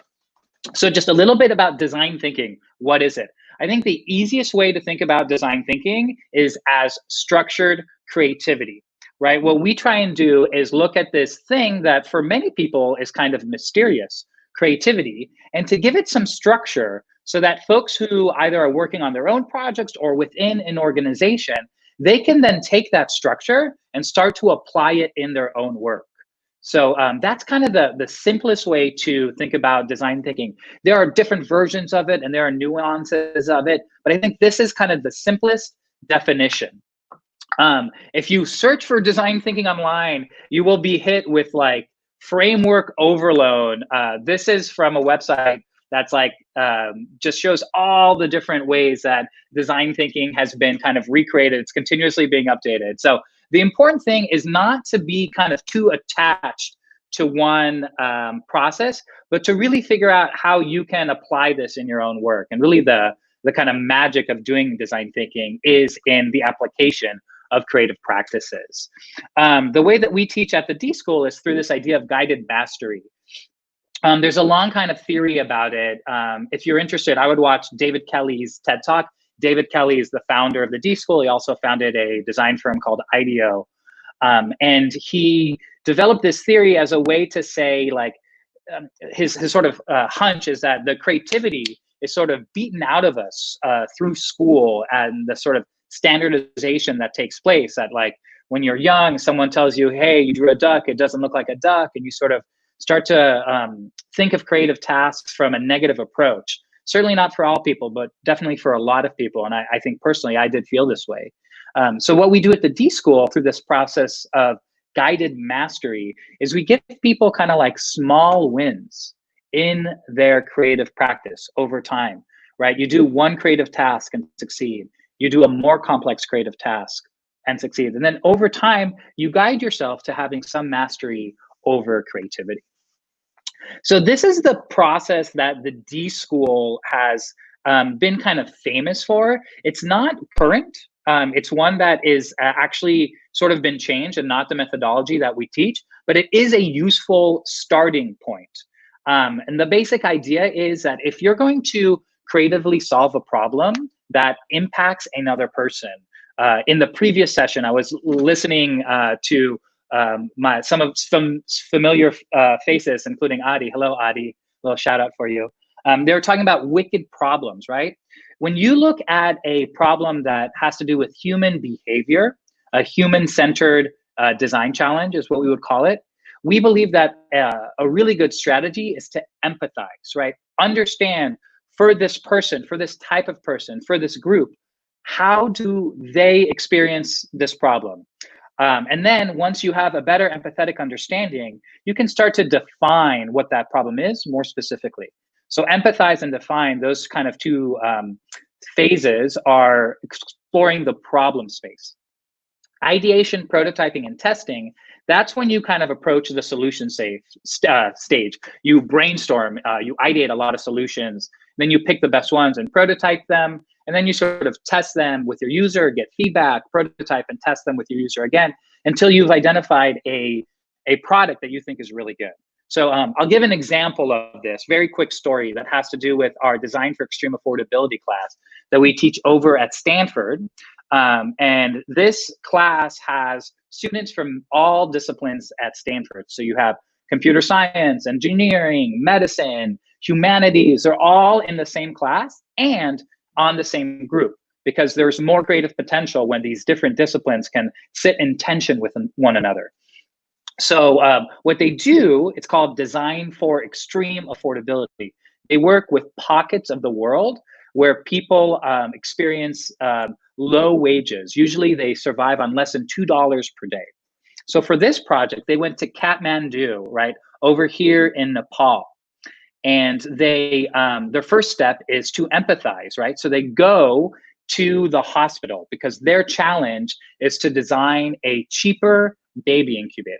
They've worked with a kind of a group that sort of presented this challenge, and they found that in Nepal, they had a terrible infant mortality rate, right? Young people were being born premature, and then they were dying because they didn't have access to an incubator. So their task was to go to Kathmandu, to go to Nepal and conduct research. First thing they do is they go into the hospital. They go into where all the babies are have just been delivered.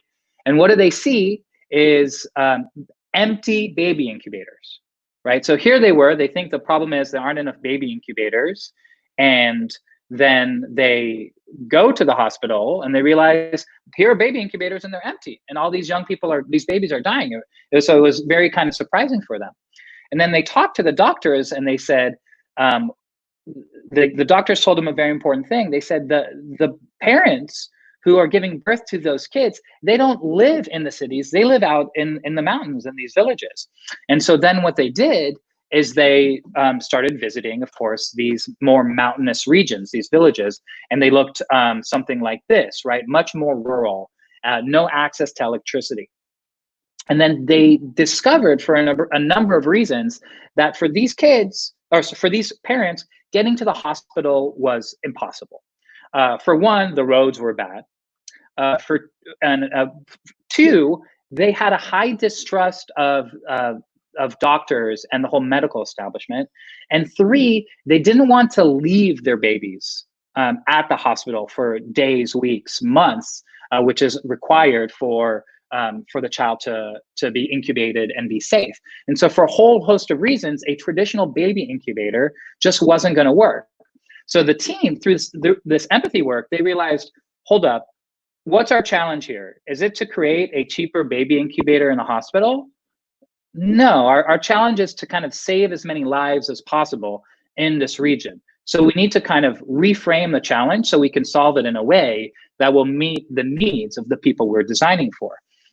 So through a lot of prototyping and testing, they ended up creating well, I'll just show you. It looks like this. It's sort of like a baby incubator. It's more like a sleeping bag, you could think about it. And it has this special wax inside that you can heat in a number of ways. You can boil it in water. You can run an electric current through it. Any ways that these sort of villagers have access to, it can basically be heated. When the wax melts, afterwards it starts to re-solidify and it releases heat for about 4 hours. And that can keep the baby warm and safe for some amount of time. Now, it's not as good as the incubator you would find in a hospital. However, these parents aren't going to make it to the hospital, right? So this is a tool that actually helps them solve the problem in a way that can actually address it for this community. And so it's a much better fit. And this only came through this extensive empathy work, right? If they were just thinking about this as an engineering challenge and saying, okay, let's figure out how to optimize the incubator, let's give it a battery pack, let's figure out all of the technical requirements that can make it cheaper in the hospital, they would have missed the potential to impact all of these people's lives. And so this is where human-centered design is so important, because it allows us to see the problem as it manifests for humans, the humans that we want to affect. So I will say that the D-School, I include this slide because in the past, we used to be really good at these kind of 3 parts here: experiences, products, and technology. And we've really used design thinking to address that, right? How can we create new products? How can we create new experiences? How can we create new technology? Part of what the D-School is now looking at is a much wider approach where we're using the design thinking strategies, not so much in a beginning, middle to end, empathize, define, ideate, prototype, test, but more as an adaptive skill set. Because what we've discovered is that the future is becoming more and more complex, the present is becoming more and more complex, and not every problem is going to be solved by this linear sequence, right? And you need to have something that's much more adaptive. Thinking about kind of bringing these strategies into schools. What does this mean? How do we do that? I think this idea of starting with empathy is really core to the work that we do as educators. One strategy and campaign that we've done for a while here at the K-12 lab is called Shadow a Student Challenge. So in that, what we ask educators to do is to take a day where they clear off their entire schedule. They don't have any meetings, and they just pick one student and they follow that student from like the bus stop to the bus stop. They see the entire day through the eyes of that one student. And then what we've discovered is when those educators have to make decisions about lunch, breaks, schedule, instruction, social time, recess, they have so much more valuable information about what students' lives are like and how they are affected by the choices that principals, administrators, and other educators make. And so this kind of empathetic experience as being a way to design better for students is really core to the work that we do. And I think in this time, when we are figuring out how learning is going to happen remotely or in a hybrid or in person with social distance mechanisms, with personal protective equipment, using these strategies and empathizing with the student experience is even more important, and actually can be even more useful. Because as you are putting in these new systems, these new learning modules, you're getting feedback from the people who are experiencing it, and you can use that feedback to drive it and make it better. So I have 4 minutes on the clock here, so I'll move to the next part. What we're doing in the K-12 lab now is looking at the intersection of futures thinking and design thinking. And in futures thinking, this came up in the previous segment as well. Futures thinking is all about having a long view and looking at macro trends, big society, national, global trends, and thinking about how they would affect our industry, and then understanding the ramifications to our industry, and then creating changes so that we can adapt. So what we're doing is kind of exploring futures thinking, design thinking within the context of K-12. So this is your activity here. This is a little futures thinking exercise. I'll find the chat in my other browser. Just answer this question by typing it in. Imagine it's the year 2030. It's the year 2030, so we're 10 years in the future. Each school in your hometown is now equipped with blank. Go ahead and type it in. I'm just gonna monitor the chat. All right, I see Cheryl wrote, start with empathy. There's supposed to be a little bit of a lag, so I'm just waiting to see some of these comments.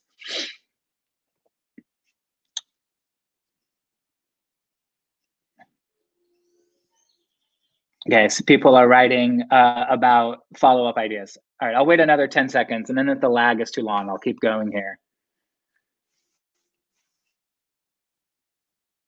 All right, probably best for me to keep going with the lag. All right, so you can think about these on your own time.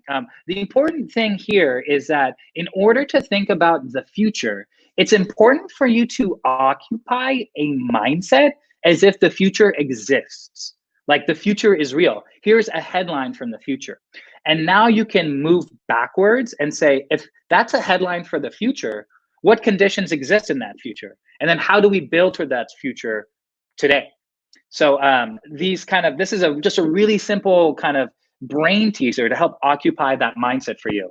I have a couple more here that I'm just gonna skip past and say our strategies for doing this with schools, we call it C-shaped share. I think kind of the important part is that if you're going to have a strategy for the future, it's better, or rather you cannot think of the future as singular. You want to think about multiple futures. You want to isolate variables and say the future might look like this, might look like this, or might look like this. And then tease out the implications for each of those distinct futures. So that's a really core, important futures thinking strategy. In order to prepare for the future, multiply the future. Second, shape. This is more from a design thinking perspective. If you want to build towards that future, create prototypes and then implement them and see how they work. So in schools, if you think the future of schools is going to require asynchronous learning and synchronous learning, don't prepare for that for the fall. Don't start working on that in August or September. Create prototypes now. What would the classroom that has both synchronous and asynchronous look like? You create your first YouTube video, which is your instructional model. Flip the classroom today. And once you do that, you want to bias towards collaboration. You want to share that prototype out with people so they can then give you feedback on it, and that can drive your sort of innovative process. So you have more and more data, more and more feedback that'll propel you forward and forward. So those are kind of our three simple strategies for how we do this work. We're leading a course right now. One of them starts tomorrow. If you're interested in any of this stuff, I'm super happy to both share resources that are free as well as talk further. And I will leave my email address here. If you guys can put it on the big screen, it's ariel@dschool.stanford.edu. That's my email address. So any kind of further discussion about these topics is super, super welcome, super encouraged. And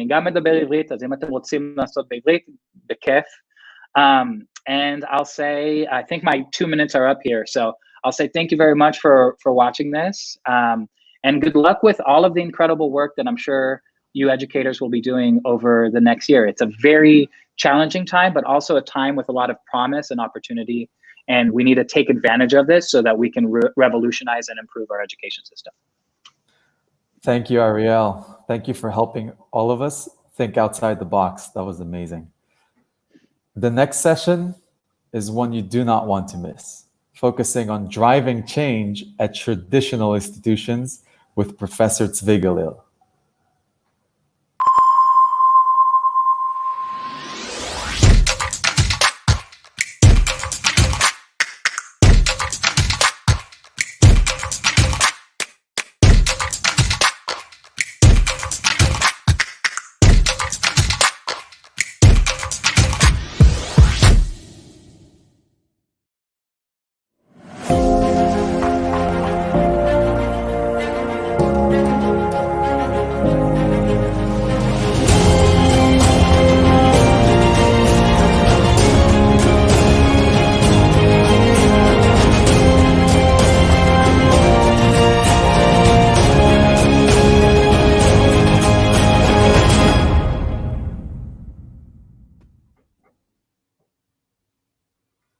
Hi, Tzvi. Hello. First of all, I would like to thank all our viewers who stayed for the last 3 hours. The numbers are amazing, and so many people are watching us. And thank you, Tzvi, for being part of the last panel of the first day of the summit. So before I start, I want to say for the few people who don't know Tzvi, because it seems like everybody knows you, Tzvi, your research area have been design and analysis of algorithms, complexity, cryptography, and experimental design.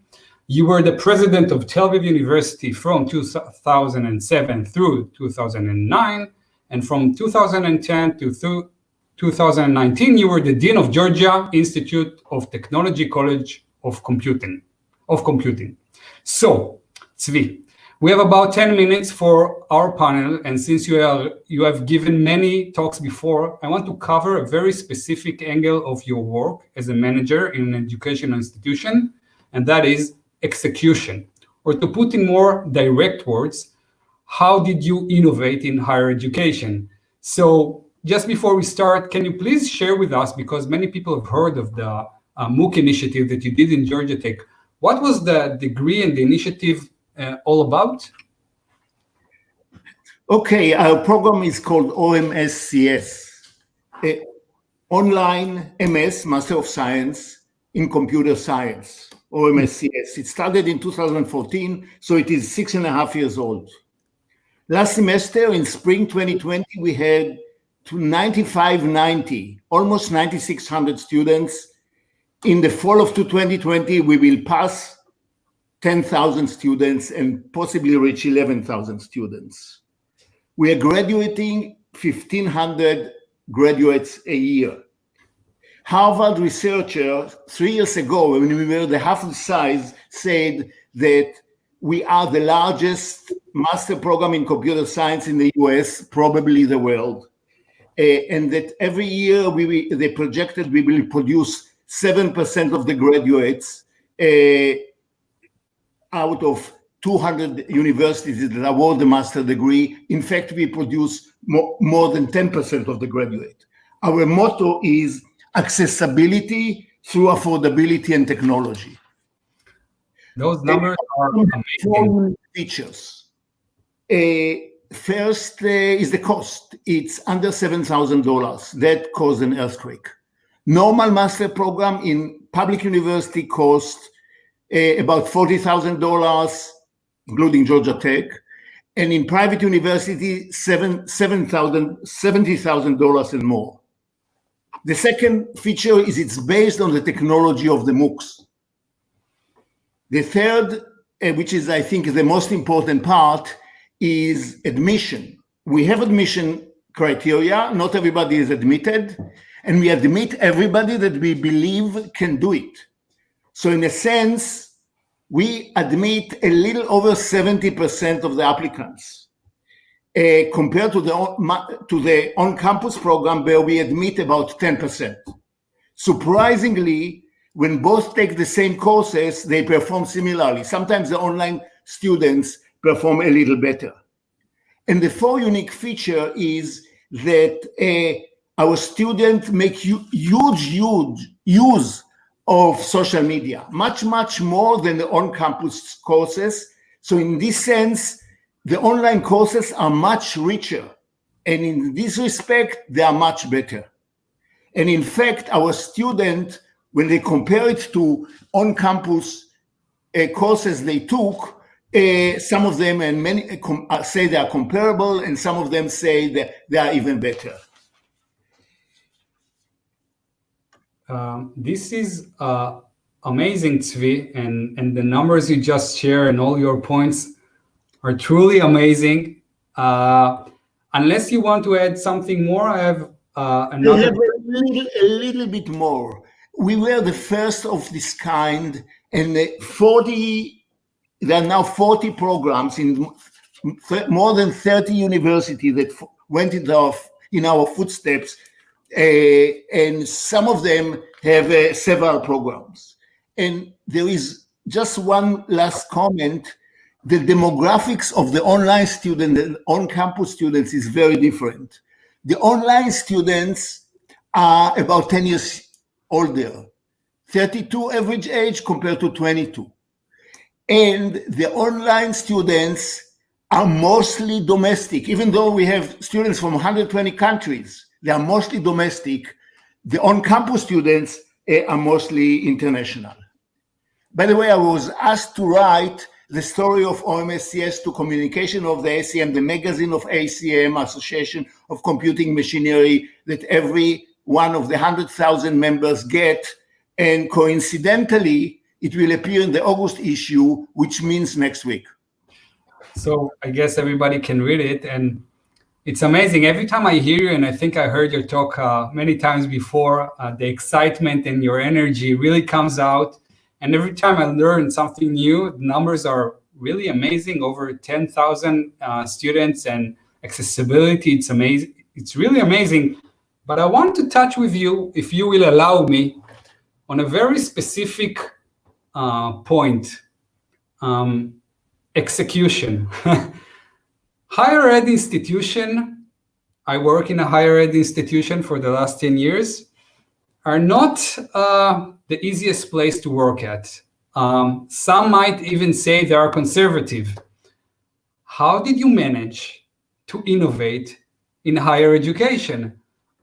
And I remind you, we have around 5 minutes and I have 2 more questions. So I want to hear the secret. Is it something you put in the water? I want to amplify your point. Universities are the second most conservative institution in the world after the Catholic Church. Faculty can be very liberal, but they're not very liberal when we talk about changes in their work conditions. In 2012 was the year of the MOOC. New York Times called it the year of the MOOC. The first MOOC actually was late in 2011, and in September, Sebastian Trang came and said, Zvi, let's do a master degree based on MOOCs with Udacity, and let's do it for $1,000. I said, I don't think 1,000 will do, 4,000 will do, but our leadership was a bit cautious, so we did it for under $7,000. But then I wanted to do it, but I'm only the dean, you know. And dean and even a president in university cannot tell the faculty what to do. They will laugh him or her out of the room. So I created a task force that worked on it for 6.5 months. They debated, they had town hall meetings. Sebastian came. Me and my executive associate dean, Charles Isbell, who is now the dean, we didn't take part. I told them, if you don't want to do it, we will not do it. I cheated a little bit. I took some faculty that already did MOOCs and liked it. And they came up with a program, and they come up with a blueprint, with the operational manual. And then 6.5 months later, we had the vote. And the faculty voted 75% to do it. You're right. You cannot do anything in university without the faculty buy-in. That's the first and foremost achievement, to get the faculty buying. Another item that is very important when you innovate, when you do something new, when you ask your faculty to do something they have not done before on top of what they are doing, is incentives. It's very important. People will volunteer for a little bit, but nothing can survive on voluntary basis. So those were great insights, and maybe for closing, because I can see that you can share so much around these topics. Many of our viewers are K-12 educator and principals.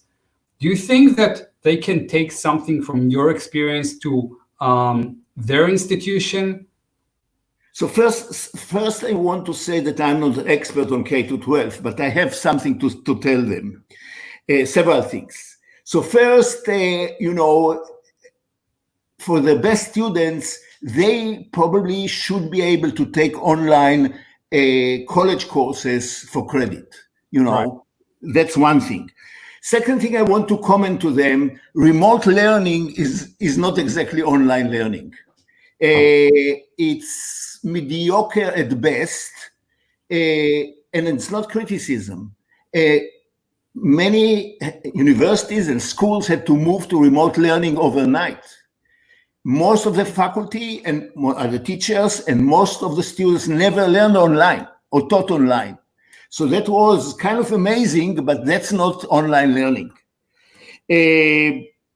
What I recommend to the high school principals, innovate, experiment, try to move to the 21st century. Not everything will be successful. Gently try new ways how to enhance the teaching with technology. Tzvi, unless you have another very important insight, I think I start to understand how you innovated and executed in your institution, and why this program that you created so much traffic, news, and covers in different magazine. And I hope the K-12 educator and principal took some of your insights. And I would like to use this opportunity to thank everybody who stayed and watched us. And I promise you tomorrow that we are having another very interesting day with great panelists.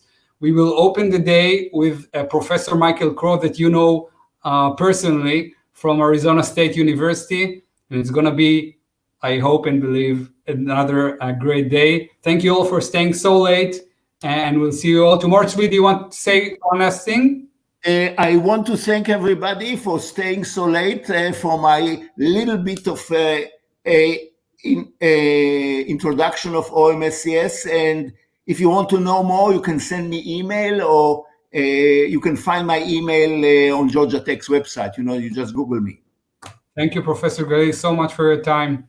Thank you.